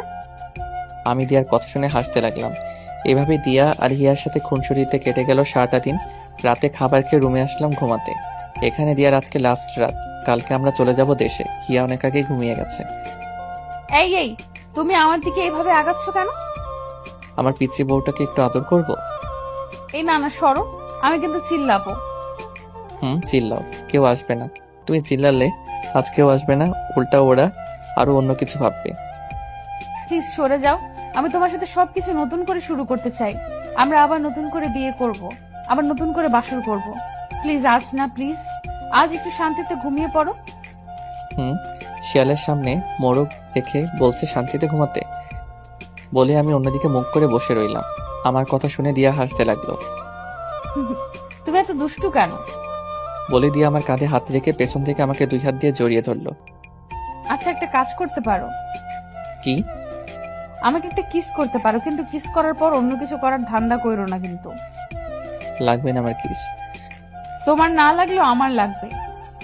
বলে আমাকে ধাক্কা দিয়ে বিছানাতে ফেলে আমার উপরে উঠে এসে আমার ঠোঁটে ঠোঁট মিশিয়ে দিল। অনেকক্ষণ পর আমার ঠোঁট ছাড়লো। আমি অনেক জোরে জোরে শ্বাস নিতে লাগলাম। দিয়াও আমার মতো হাঁপাতে লাগলো। আমি বললাম, ও মাই গড, আর একটু হলে তো আমি মরেই যেতাম। রাক্ষসী একটা। আমার ঠোঁট কি খাওয়ার জিনিস নাকি যেভাবে চুমু খেতে হবে? ইস, আবার ঠোঁটে কামড়ও দিছে, রাক্ষসী একটা। কি বললে? আমি রাক্ষসী? আর দেখি কোথায় লেগেছে। বলেই আমার ঠোঁটে হাত দিল, বলল, কই কিছু হয় নাই তো? হয় নাই মানে? এই যে রক্ত বের হচ্ছে দেখতে পারছো না? দিয়া এবার আরো জোরে জোরে হাসছে। এই পিচ্চি শয়তান্নি, আমার রক্ত বের হচ্ছে আর তুমি হাসছো? আরে পাগল, এগুলো রক্ত না, আমার লিপস্টিক। কি? তুমি আমাকে লিপস্টিক খাওয়াইছো? এখন যদি আমার পেট খারাপ করে? কিচ্ছু হবে না, এখন থেকে লিপস্টিক খেয়ে অভ্যাস করো। ভবিষ্যতে তো আরো অনেক খেতে হবে। এবার ঘুমাও। তারাও আম্মুকে একটা ফোন দিয়ে নেই। আর তুমি একটা কথা বইলো না, চুপ করে থাকো। আমি ওদের সারপ্রাইজ দিতে চাই। ফোন দেওয়ার সাথে সাথে আম্মু রিসিভ করলেন। কি রে, তুই কখন আসবি? আমি সেই কখন থেকে তোর অপেক্ষা করে বসে আছি। আম্মু আমি আজ আসবো না, কাল আসছি। কি হয়েছে রে, আজ আসবি না কেন? আম্মু কাল এসে সব বলছি। আর শোনো, চাচা চাচিকে ফোন দিয়ে কালকে আমাদের বাসায় আসতে বলো। আচ্ছা। এখন রাখছি। আমার কথা বললে না কেন? কালকে ওদের সবাইকে সারপ্রাইজ দিব। তোমাকে হঠাৎ দেখে সবাই চমকে উঠবে আমি জানি। আচ্ছা এখন ঘুমিয়ে পড়ো। আমি আমার বালিশে মাথা রাখতেই দিয়া আমার বুকে শুয়ে পড়লো। কি হলো? তুমি তোমার বালিশে ঘুমাও। আমার বালিশ নাই। আমার বুকে আবার মাথা রাখলো। আমি দিয়ার কাণ্ড দেখে হাসতে লাগলাম। পাগলি একটা। তোমার পাগলি। দিয়া কিছুক্ষণ চুপ করে থাকার পর আবার বলল, জানো আজ কতদিন পর আমি শান্তিতে ঘুমাতে পারবো। পাগলি ঘুমাও। বলি আমি দিয়াকে 2 হাত দিয়ে শক্ত করে বুকে মিশিয়ে নিলাম। পরের দিন সকালে সবার থেকে বিদায় নিয়ে চলে আসলাম এয়ারপোর্টে। আরিয়ান চৌধুরীর বাড়ি থেকে আসার সময় আরিয়ানের মা আর দিয়া অনেক কান্না করছে। বিমানে বসে আছি, হিয়া আমার কোলে ঘুমিয়ে আর দিয়া আমার কাঁধে মাথা রেখে ঘুমিয়ে আছে। বিমান বাংলাদেশে এসে ল্যান্ড করলো। আমি দিয়াকে ডাকলাম, এই দিয়া, দিয়া উঠো, আমরা চলে এসেছি দেশে। দিয়া চোখ মুছতে মুছতে আমার দিকে তাকিয়ে অপরাধীর ভঙ্গিতে বলল, সরি, তুমি হয়তো সারা রাস্তা একা একা বোর হয়েছো। আমার যে কখন ঘুম লেগেছিল বুঝতেই পারিনি। এয়ারপোর্ট থেকে বের হতেই দিয়া জোরে একটা নিঃশ্বাস নিল। দিয়া বলল, কতদিন পর আমার দেশের সেই চিরচেনা গন্ধটা পেলাম, মনটাই ফ্রেশ হয়ে গেল। এখন চলো। দিয়া আর হিয়াকে নিয়ে একটা ট্যাক্সিতে উঠলাম। হিয়ার এখনো ঘুম ভাঙে নাই, এখনো আমার কোলেই ঘুমিয়ে আছে। আমাদের বাড়ির পাশে আসতে আমি দিয়ার হাতে একটা বোরকা ধরিয়ে দিয়ে বললাম, এটা পরে নাও। বোরকা কেন? পরো না, এত প্রশ্ন করছো কেন? দিয়া আর কিছু না বলে বোরকা পরে নিল। দিয়ার চোখ দুইটা ছাড়া এখন আর কিচ্ছু দেখা যাচ্ছে না। হিয়াও জেগে উঠেছে। আমি হিয়াকে কোলে নিয়ে আমাদের ঘরের বেল বাজালাম। আম্মু এসে দরজা খুললেন। নিয়ান বাবা, তুই? বোরকা পরা দিয়াকে আর আমার কোলে হিয়াকে দেখে আটকে গেলেন। আবার বললেন, কি রে, ওরা কারা?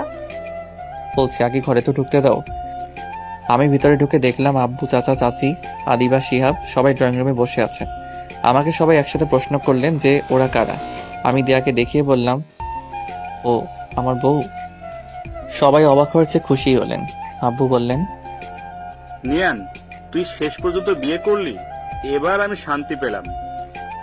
আম্মু দিয়াকে বললেন, মুখোশটা খুলো বৌমা, দেখি আমার বৌমা কত সুন্দর। দিয়া আমার দিকে তাকিয়ে চোখের ইশারায় প্রশ্ন করলো, খুলবে কিনা। আমি মাথা নাড়িয়ে হ্যাঁ বললাম। দিয়া নেকআপটার পিছনে হাত দিয়ে ফিতাটা খুললো। খুলে আস্তে আস্তে মুখ থেকে নেকআপটা সরালো। নেকআপটা মুখ থেকে সরাইতেই সবাই চোখ বড় বড় করে দিয়ার দিকে তাকিয়ে আছে। দিয়াকে চিনতে ওদের কিছুটা কষ্ট হচ্ছে, কারণ এই 5 বছরে দিয়া অনেক পাল্টে গেছে। সবার চিনতে কষ্ট হলেও চাচা ঠিকই চিনে নিলেন।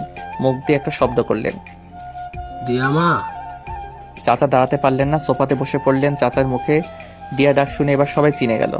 চাচি দৌড়ে এসে দিয়াকে জড়িয়ে ধরে হাউমাউ করে দুজনেই কান্না করতে লাগলো। চাচা এখনো সোফাতে বসে আছেন আর চোখ দিয়ে অনর্গল পানি ফেলছেন। এবার দিয়া চাচিকে ছেড়ে ওর আব্বুর দিকে এগিয়ে যেতে লাগলো। চাচার পাশে গিয়ে ধপাস করে বসে পড়ল চাচার পায়ের কাছে। চাচা দিয়ার থেকে মুখ ফিরিয়ে বসে আছেন। দিয়া এবার চাচার পা জড়িয়ে হাউমাউ করে কান্না করতে লাগলো আর বলতে লাগলো, আমাকে মাফ করে দাও বাবা, আমাকে তুমি মাফ করে দাও। চাচার পায়ে মাথা ঠেকিয়ে কান্না করছে। দিয়ার কান্না দেখে আমিও নিজেকে ধরে রাখতে পারলাম না। চোখ দিয়ে কয়েক ফোঁটা পানি গড়িয়ে পড়ল। আশেপাশে সবাই দিয়ার কান্না দেখে কান্না করছে। এবার চাচা নিজেকে ধরে রাখতে পারলেন না। দিয়াকে নিজের পা থেকে তুলে জড়িয়ে ধরে হাউমাউ করে কান্না করতে লাগলেন। কিছুক্ষণ কান্না করার পর দিয়াকে ছেড়ে ওর কপালে একটা চুমু খেলেন। এতক্ষণ দিয়াকে পেয়ে হিয়াকে কেউ খেয়াল করেনি। হিয়া আমার কোলে আছে। আম্মু বললেন, ও কে রে? আম্মু আমাদের মেয়ে। কি বললি? ও আমাদের দিদি ভাই? আম্মু। আম্মু হিয়াকে আমার কোল থেকে নিতে চাইলেন, কিন্তু হিয়া গেল না।